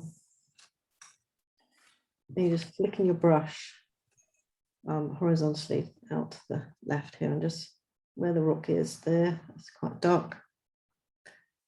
Bit of shadow, and under where these rocks are here, that there could be quite dark. I'll do a bit of indigo in a minute. That's my darkest color. And you just create the surface of the water with your brush strokes. You're just dragging them across vertically, horizontally, sorry, not vertically. Like so. So you should have different strokes to create different parts of the water. Hopefully everyone's all right. No one said anything, so hopefully we're all right on that. I'm going to go with a bit of indigo because that's my darker blue.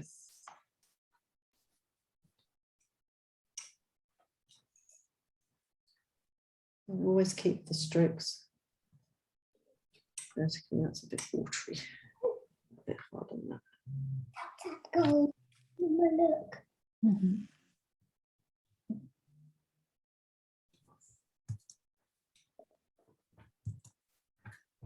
So if you notice, your strokes will actually just, your paint strokes are creating the water. We're not drawing anything on.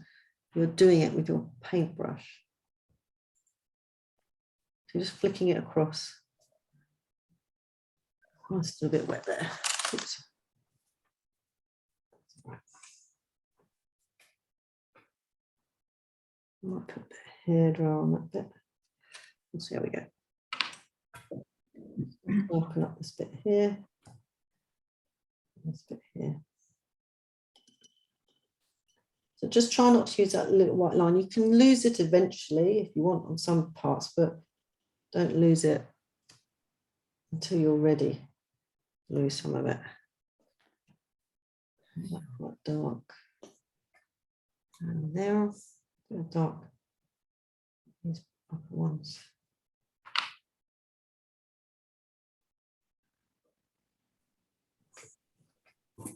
And some of that.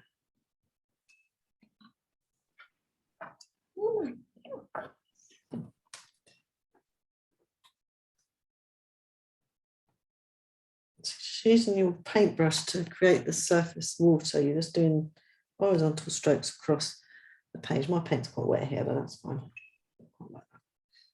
And that rock is, I'm just going to make that a bit darker under there. The shadow on the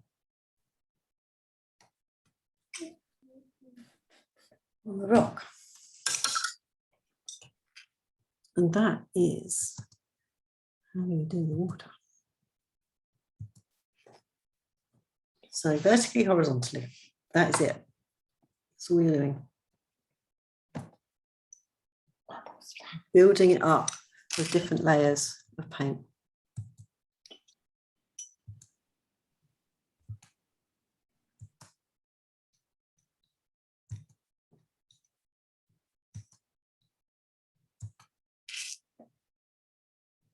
Let's come down here.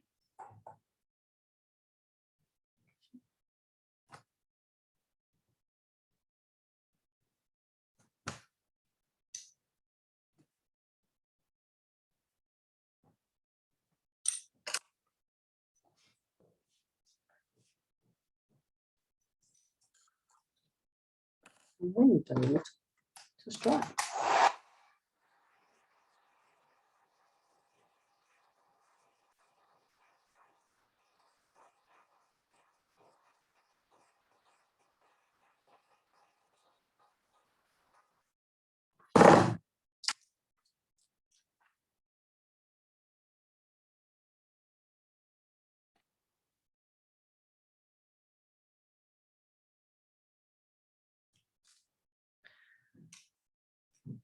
Come up a bit now.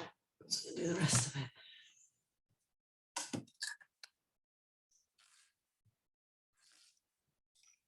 Is everyone all right with the water? So I'm going to wait. Just want to check anyone got any questions about the water. So it's vertically horizontal. So down that way. And then when it's falling into the pool of water, you paint horizontal strokes. When it's falling over a cliff or something or whatever, you do vertical. And that's how you do waterfalls. It's how you do waves, really. Some of you have been painting very nice waves. But your brush strokes create the waves.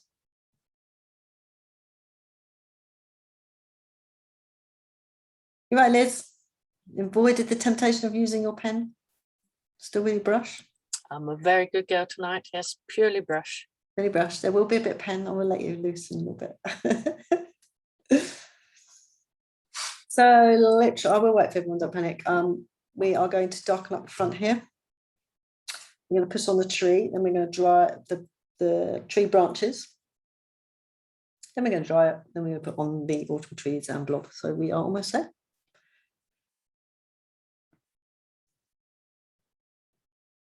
Drying's good, isn't it, Leanne? Leanne probably can't hear me because she's got her hairdryer on.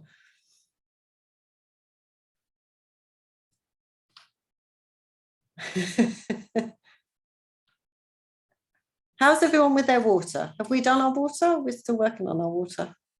Possibly still working on it. Hey, that's good, Amadine. Like that. Well done. Well done, Honora. Yours looks beautiful. What have you got on there? There's a mountain and there's sky. We got Butterfly fairy. butterfly fairy 5 fairies. and a mountain. Door. And there's a door as There's a well. door. Where does the door go? In mountain. In the mountain, silly me. Of course, the door in the mountain goes into the mountain. Can you say good night now? Time for bed. Night, Laura. I'll see you another time. Well Bye. done.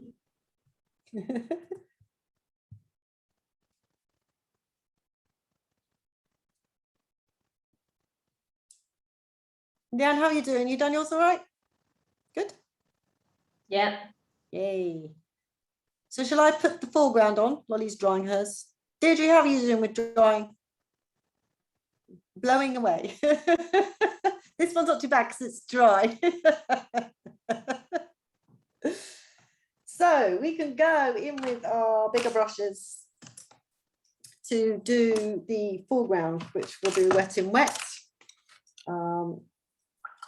And we can use the same colours we put in the front here to do the tree as well. So I'm just going to dampen this all up like we have been. It's my bigger brush with water. And then it's going to drop coloured in. And we're going to take some of that paint like we did with the trees over the top of the water here, look, where we've got. So I'm going to put water in here, drop paint in, then use my brush with the paint that's already there and push it up over. And the same, it will go up over the water as well, as you can see on that, yeah? So that's what we're going to be doing. So you're painting again with your paintbrush, which sounds just silly, but you get what I mean. Drawing with a paintbrush, I mean. Right, so I'm just going to choose some colours. What should I choose? Burnt sienna. This is the darkest bit of your picture. It should have the strongest pigments in it. So I'm going to use some burnt umber and some indigo. That brush is not getting enough paint on this. So I'm going to use. So you need quite a lot of pigment. There we go. Let's load it up. So I put a load of water on there. Now I'm just dropping in paints, burnt sienna, burnt umber. I might do a bit burnt umber and indigo. So there you go. Burnt umber and indigo gives me that darker brown there and there. I might use a bit of yellow ochre actually. Yellow ochre is quite nice. That's quite a dark colour. There we go. So this foreground needs to be dark because it is the foreground. And it will push all the rest of it back.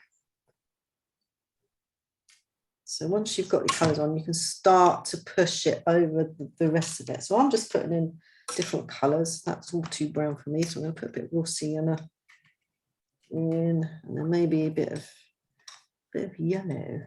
Oh yeah, a bit of yellow, watery colours. Just choose which kind of colours you want, really. A bit of indigo in there. Go with my smaller brush now. So I've got some colour on there, and just let the watercolour paper do its thing. It just spreads the water around, paint around for you. And now I've got a bit of indigo and a bit of burnt umber. So I want to define this part here. So this indigo and burnt umber, it's quite a dark pigment. And then I've got, what have I got? Burnt sienna. There's quite a lot of pigment there. Good. And then you go in with your brush. Go with a smaller brush. Ooh, drop it. Smaller brush if you like. And you just create with the pigments there already, or you can add on if you like. I'm just going to push up what I've got on there already to go over the top of what I did already. So I'm just pushing up. That's why I wanted to load a lot of paint on there. So I can just borrow from what's down here and just wiggle my brush and create grass. And I'm going to go over the water that I've painstakingly painted as well. So it puts the land in front of the water. So I just got a tiny little brush. I'm just pushing up the paint that I've already got here. If you don't have enough, just load your brush with paint just to create some grass, like so. So it then sits in front, and then you can move what paint, you can move it around. Once it's on there, you can just wiggle your little paintbrush and create little bits of grass. Once you've got a bit of texture, I want texture at the front here. So you can see the grass. We will put some blobby bits on as well at the end. I just want texture. So you can see it's grass. And at the end here, I put like the splats, and then I go in with my ink pen. But it does need to be the darker colours at the front here. I'm just going a little bit darker. Yeah. Now I'm going with my little brush and doing some wiggly bits with my small little brush to get some grass and stuff going. So, and you can use the same colours to do your tree. Now I'm going to do my tree with my rigger brush, which is a long thin one because it works more elegantly.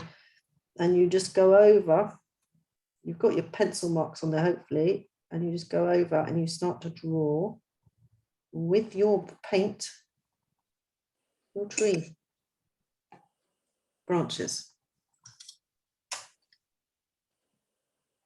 And you just, in your head, just create your tree. You just need some branches. Remember I showed you last week where you do your branch and then you come off, you do little bits. And you just go over what you've already created, because we're going to put that big tree in the front of the mountain.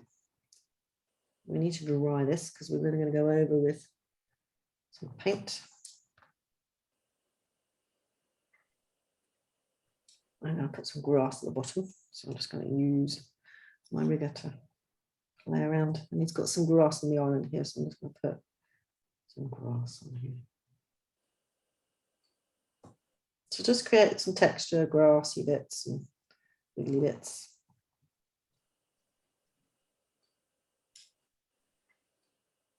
And they go smaller and smaller. And if you want, you can go in with your pen a bit later, or you just leave it watercolours. It's up to you. This one goes up quite high, so we're going to go up over the mountain. So I'm going to put a bit of indigo in there, a bit of dark.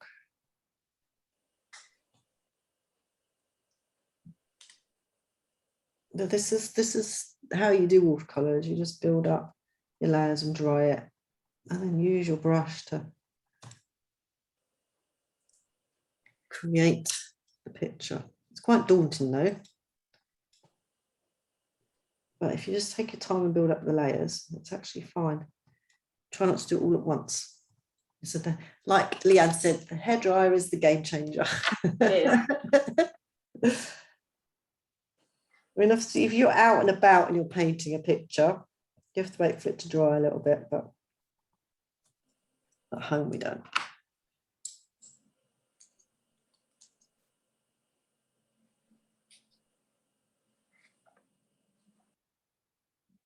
There we go.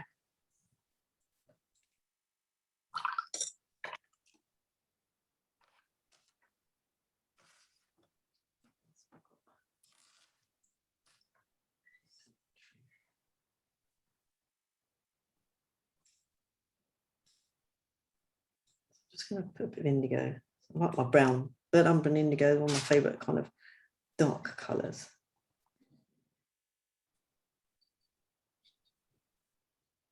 But you know, use your own choices, don't have to use what I use. You'll get to like the colours you like. It won't always be the colours I like. This is when your little style comes out, then you go, actually, I'm not going to make that colour choice, I'm going to do that. So basically, when I'm now sort of going over like the water, so I'm just putting stuff in situ now. I'm just working with burnt umber and indigo, so browns and stuff, giving a bit of texture to the island and the tree. And then once you've done that, we need to dry it again.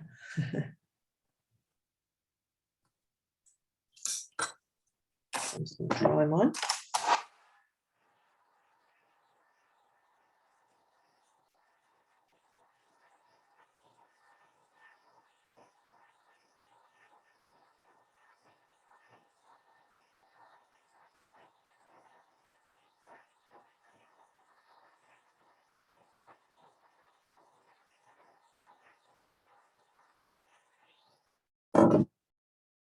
And if you find you need to add in colour once it's dry, you can. There's no rules and regulations of what you can and can't do. So I didn't last time, but I'm going to wiggle in some paint this time. Yeah, just to do some grass. Make it a bit more wiggly-piggly. Wait for one, because we're just going to put the tree in, build up the layers. It's a very layered picture today.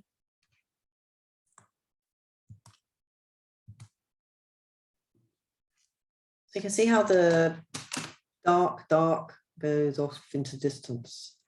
The trees. There's a lot of these. Your trees look all right now. You've got everything in situ. Should do.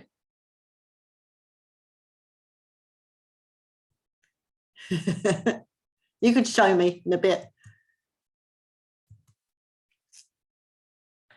Right, what brush am I going to use for that?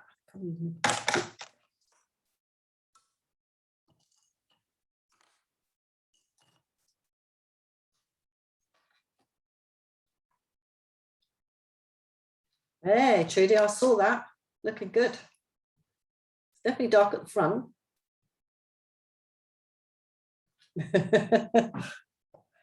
Need to take a picture of it, then look at it. Because you can look at your picture too much and you can't see. So dry that once you've got to that stage, because we need to go in with some water on the tree. And then we need to dry it, and then we go in with the little splatty bits everywhere. The dangerous bit right at the end. So dry off your trees.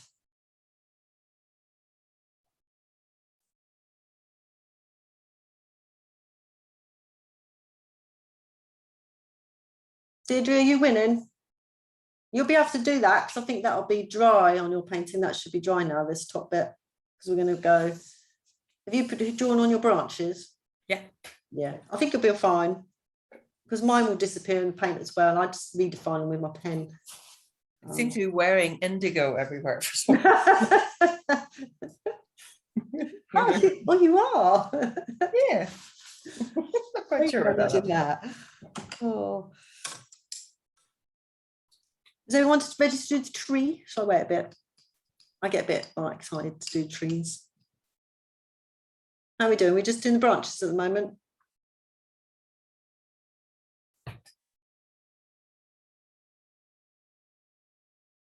Yeah, and where are you at? Have you done the tree? Yeah, I'm ready to do the tree next. Is everybody else ready to do the tree? Thinking about it. Aberdeen, how are you? Yeah, Emma is good. Oh, looking good. Well done. I think I'll chop off the bottom. It's all right, Lolly's just sent something through. Nothing wrong with the bottom. Get the tree in. It's lovely. Stop it. Right. As we've done before in all the autumn pictures, we are going to put a load of water on, and then we're going to drop in our awesome colours, oranges and raw siennas, burnt siennas, light red if you've got light red, yellow ochre. So I'm going to use my big brush, and I'm just going to roll it very gently, because obviously we don't want to pick up the rest of it, where I want the tree to be. Then I'm just going to pick up my colours and I'm going to drop them in, like we have. There we go. In the water. And remember, I roll mine because I like to roll it. So I've got a rough idea where my tree is. It starts to appear, goes all the way up there. Don't roll it too much and start to take other paint with you.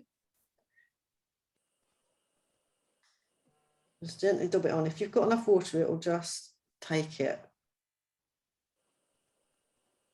Not too much water. I'm going to put a bit of yellow ochre. Yellow ochre is kind of quite opaque, so it's quite nice. You want to use it to cover surfaces. Sorry, Debbie, I was still farting about with my grass. Did you put water on first, did you say? Yeah, just pop a bit of water on. Okay, cool. And then go in and add your colours, start to build your colours up. So I'm just going to go in with a smaller brush now because I get more. There you go. So just build it up slowly. There's no hurry. Now you want your tree.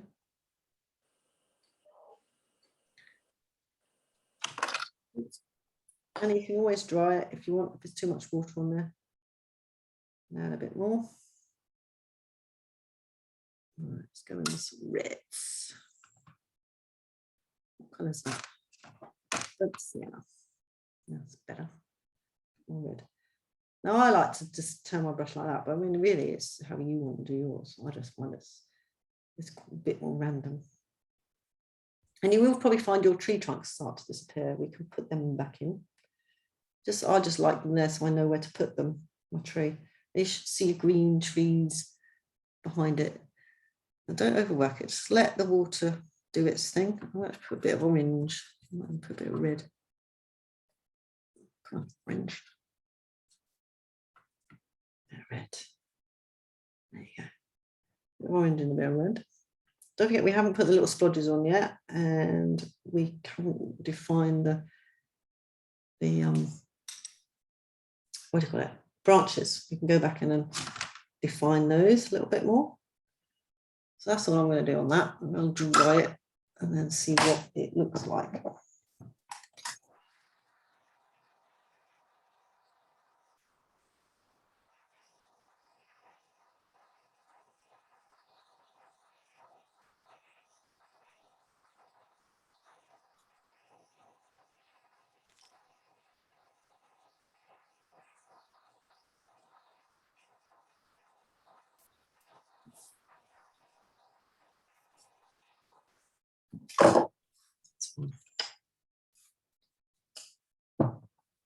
He's nice and see-through. So you can go back in with your brush if you want to, with your tree trunks, and slightly redefine them. Just make sure that's not dry. Make sure your thing is dry. And you can Liz, go in with your pen if you want. Oh no, I couldn't do that. No. Refine your branches even more. So you just go back in and you just very gently, very lightly, as you get into the higher parts of the tree, obviously it's denser, so your pigment should be a lot lighter. And obviously the trunks where you can't, where the trees have got no leaves, it's a bit darker, basically. You can just add that back in. I mean, you can just do it this way. I just find it's easier because I forget where my trees are. You can just put the leaves on and then put the branches and take them up. But for me, I forget sometimes where I'm working. So I find this is easier. And then you push, you get the lot of faded branches that are in the tree anyway. So you're just adding the tree back in, basically, that you really painstakingly put on there. Put them back in. But if you, these little rigger brushes are really good. If any of you are buying yourself any new brushes, these are lovely. They're very good to do branches. So you can still see the trees behind, and you can still see the land behind, and you can see the tree through that. And then the last bit, so you can add, I mean, I add pen with mine, but you don't have to. But that's my little trademark. Whenever I do my drawings, I always have some kind of little scribble going on. As I said, this is where, like I was saying to you, the hardest bit in any artwork is getting your style. That's why I don't say to any of you anything that it's wrong. It's not, it's your style. People use paint in different ways. Some people use it lighter and darker. I always do this squiggly stuff going on. I know I do blobs, but that's what I always do whenever I draw a painting, do a painting. We've got to put some splatty bits on. It's the last bit. Now, on my picture, I put some down front here, and obviously on the tree, we're going to put some splatty bits, and that is literally the last thing to do. We just need to protect the mounting because he's obviously very nice and white. We don't want to lose that. So make sure you place your paper in a decent place. I'm going to use 2 pieces. I'm going to do the tree first, and then I'm going to come down and do the front bit because I don't want the leaves all in the tree in the water there. I just want probably that area there. It's fine to get a bit of leaves on it. And then you just choose your watercolours like you did before. Get lots of pigment on your brush and roll them on in burnt sienna. Ooh, let's try that first.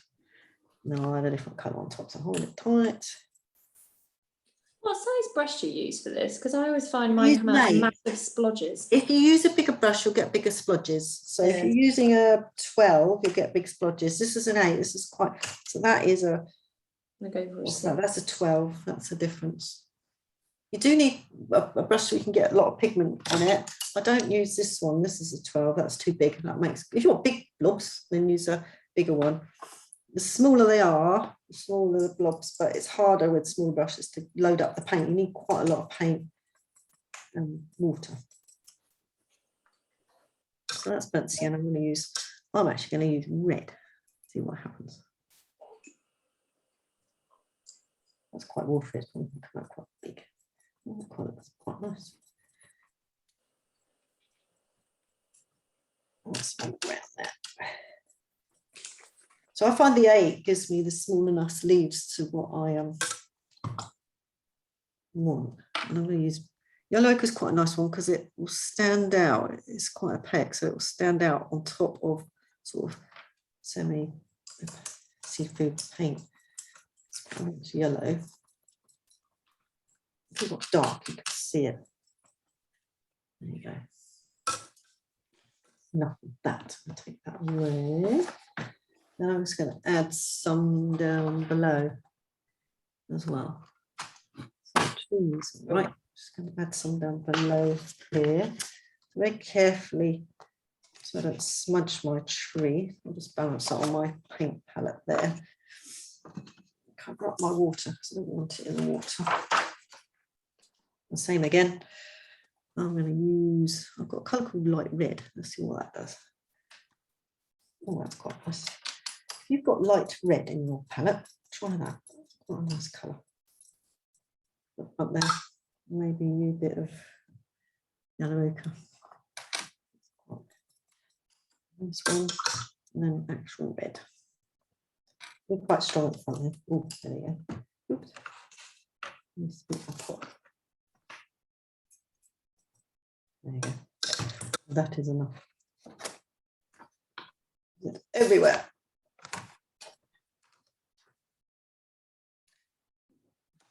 Everywhere. So that is basically, you have done a watercolour painting with no pens today. Liz, did you resist the temptation? Entirely. Sorry? I resisted entirely, yeah. Yay. Yay, good. It's a different kind of concept because obviously we don't draw much. We're actually drawing with our paintbrushes, so it's a lot, I wouldn't say harder once you've got your head around it. It's a different way of doing it, but you just need to remember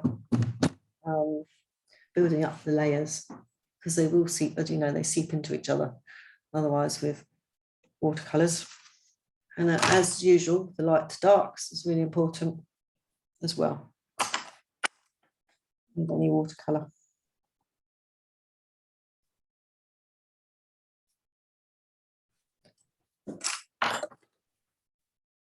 What's everyone doing? Take a look. And that is it. Did everyone resist their pen? We just did pure watercolor. Yeah, it was really nice actually doing it just watercolor. Yeah, Lovely. It's really nice. it's just trusting the paint and just making sure, and because you're not drawing much, you've got to fill it all in with your paint basically. So you kind of, it's just a different way really of doing things. I like it, but it's less drawing. Obviously, we landscapes are nice to do like this.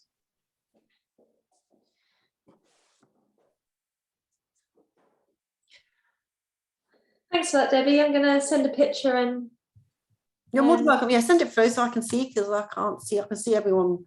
I can see Deirdre blowing a bit. Bless her. Yeah, send it through when you're done. How's Little? Yep. In bed and everything? Yeah, I've just been watching him on the camera and he's been tossing and turning, but so far he's asleep. So well, you did well to get your picture. Make the most of whilst he's asleep and go to bed, I think. Crazy. Oh, right. Lovely to see you. Well done today. Yeah, send it through so I can see. Well, take care. Bye. How's everyone else? Are we doing all right? Yeah, thank you. Just send you a picture. I went with the flow today. It's good to be back. Hey, how did you find it? Oh, it's beautiful, Emma. I just went with my own style.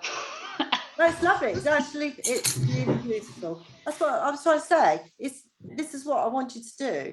I'm just kind of guiding you, but everyone needs to just go with their style. That's beautiful. Yeah, I realised my trees were a bit different. That's cool. Lovely. Nothing wrong with Thank you. It's beautiful. And the light's dark, you know, the faded, you've got the faded to the darker in the front. Can you see how that creates that depth of field? Yeah, I loved doing the waterfall bit. That was really cool. And you can use that to do sea waves. Yeah. So just think about it. I think I will do. I will show you to do waves, but yeah, just think about flat. When it's flat, it's horizontal, and when it's moving, if you want to create movement, that's when you use your brush to do down or a wave. Obviously, you do a movement, and then it's flat. Yeah. When it comes on to sea, it's flat. So just remember that. Yeah. Lovely. Thank you very much. Have a lovely rest of your day, evening, even. And you. Bye. Take care, Emma. Bye bye. What's it with Leanne's? Oh, it's beautiful, Leanne. Wow. How's everybody else? Judy, you've been painting the other picture. Did it work out all right? Because you had the front cover of your pad. It's not too bad. It looks nice. So So no, don't waste the front cover of your pad by the looks of it. It works Yeah, out it is. fine. It's actually a proper sheet of paper. Oh, okay. So Well, let's have. yeah, no, I don't use the hairdryer because the dogs will go mad. Oh, that's I neat. am away to the cooker to dry this before I put on my tree. Oh, you're funny, dear. I'm a bit scared to put No, more let it water dry on. because it will bleed into everything otherwise. Send So it through when you're done, mate. Okay, thanks a million. I really enjoyed that. I love not having lines. I think it's great. Yeah, I enjoyed it too. Yeah. Does anybody else have the trouble? So I paint it all fastidiously, then I dry it, and then the dryer just blows all the paint into one big blob of nothing. You need to steer the paint. You know, as a kid when you used to blow through a straw and Yeah, you yeah. create lines with your paint. Just imagine your hairdryer is doing a great big gigantic version of that. Yeah. So sometimes Just you get a line that goes where it doesn't. Or I got a big puddle of brown, really. All my lovely, beautifully separated out colours. Yeah, maybe brown. just dry it a little bit more gently. Yeah, maybe from like up here. Or something. Yes, no, seriously. Yeah, no, I think you're right. My tree's gone a bit crap as a result of it, but anyway, never mind. I did think about having a winter scene after my disaster last week, so. Oh, well, we're going to be doing more of, you know, the mountain thing where we did the white, because obviously in winter, well, it's beautiful, Amadine. Wow. When we do winter scenes, obviously the snow is the paper. Yeah.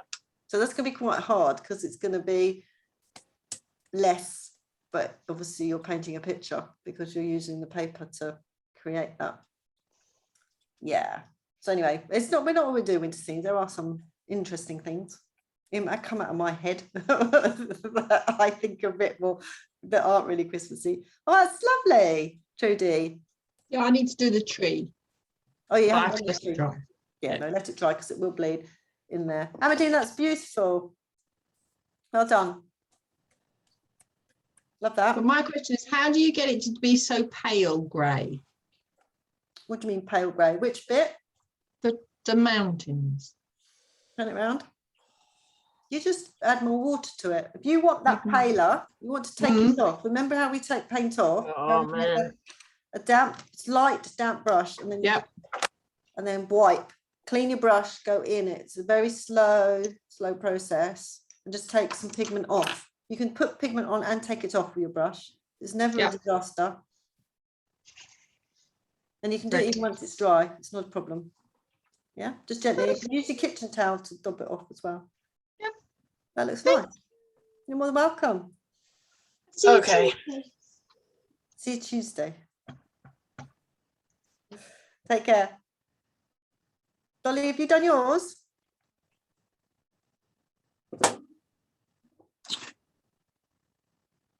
What have you done? Why are you chopping off the bottom? Oh, you haven't done your tree yet. Did you do your tree? Yeah, I'm just sending it to you. Okay.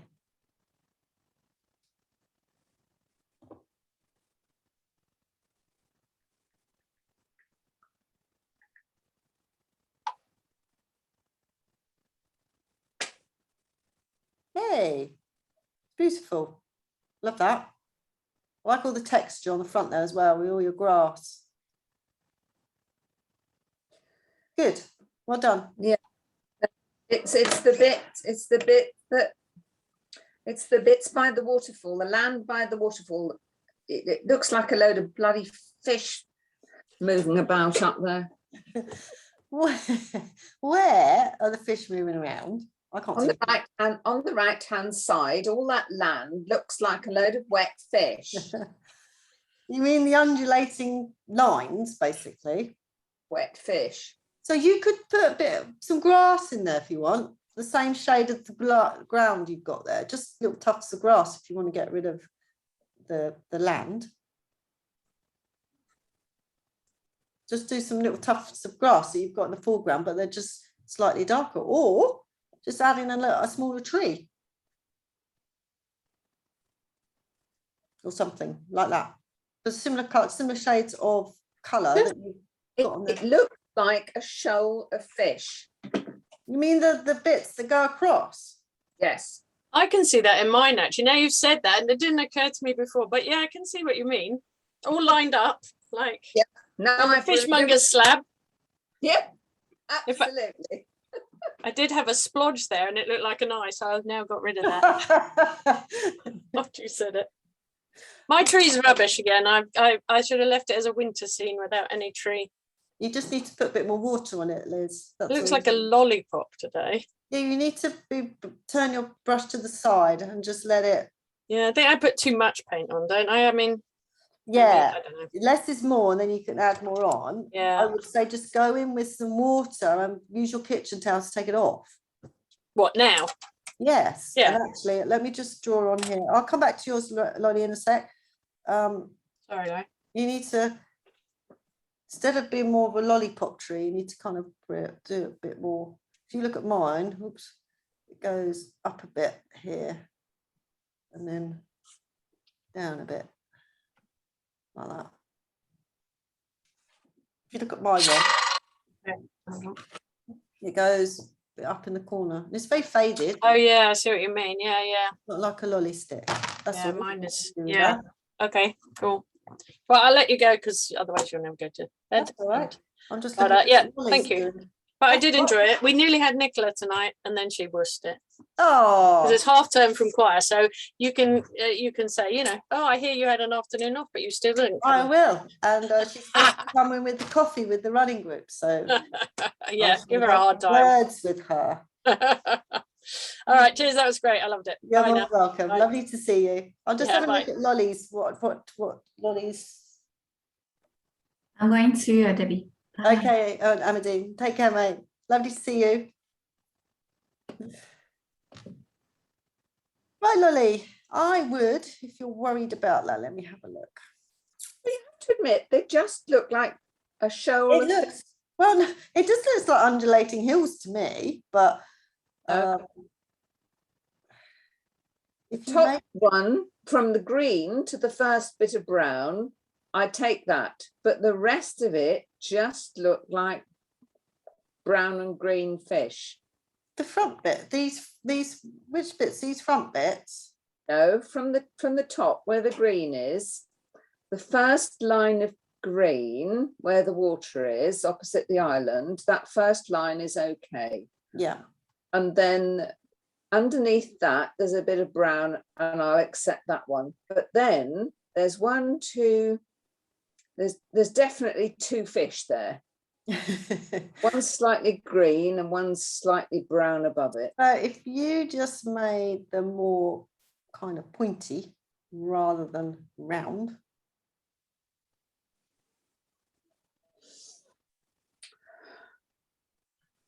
I didn't leave, I took them too far across as well. There's not enough water really. That's So- fine.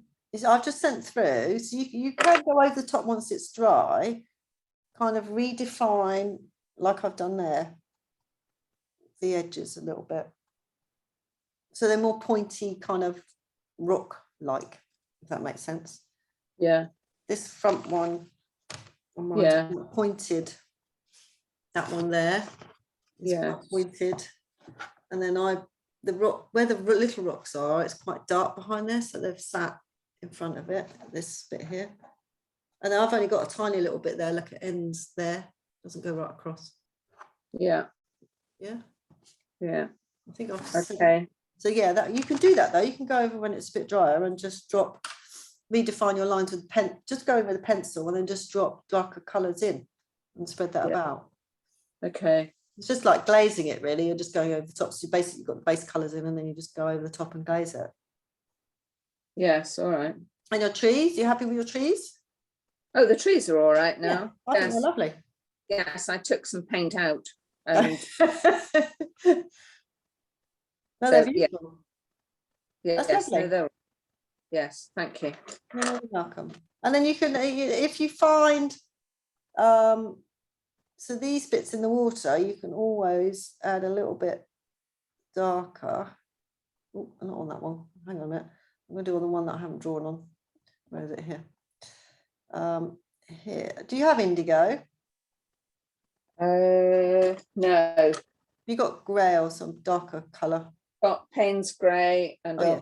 ultramarine, cerulean, cobalt. So you've done it dark. I can see you've done dark. Yes, I did more ultramarine. Yeah, dark. so you could just do a foreground and just use a few lines across to create some water. That's just being really picky now. Oh yeah, I got hacked off in the end and I watered it as I normally do. When I get hacked off, I just start putting a big fat, I put this big fat wet brush across it. yeah, you need to just go in with a very dainty brush and do just a few dark lines and that will ping that out beautifully. But yeah, just, you see where I've drawn those lines, just go in with a pencil, let it dry, and then just ignore what you've done, draw some pencils, lines, and then just, they call it glazing, going over the top with a different colour. Yeah, okay. Yeah, that'll work lovely. All right then. I don't think it looks like a fish, but if you want it less like a fish, that one at the foreground, you see that pointy one in the foreground, if you get that coming out in the water, yes, a little bit more, that'll take the fish like off it. You are funny. Otherwise I just put some fins on it all. Funny. Whale come upstream. Oh dear, I don't even know where to start with my winter one, so I'm gonna have to make a choice. We're gonna do a Christmas card picture next week or a winter scene. What do you reckon? I think everyone will start their Christmas cards. Yeah, let me stop this recording. I'll chop that up.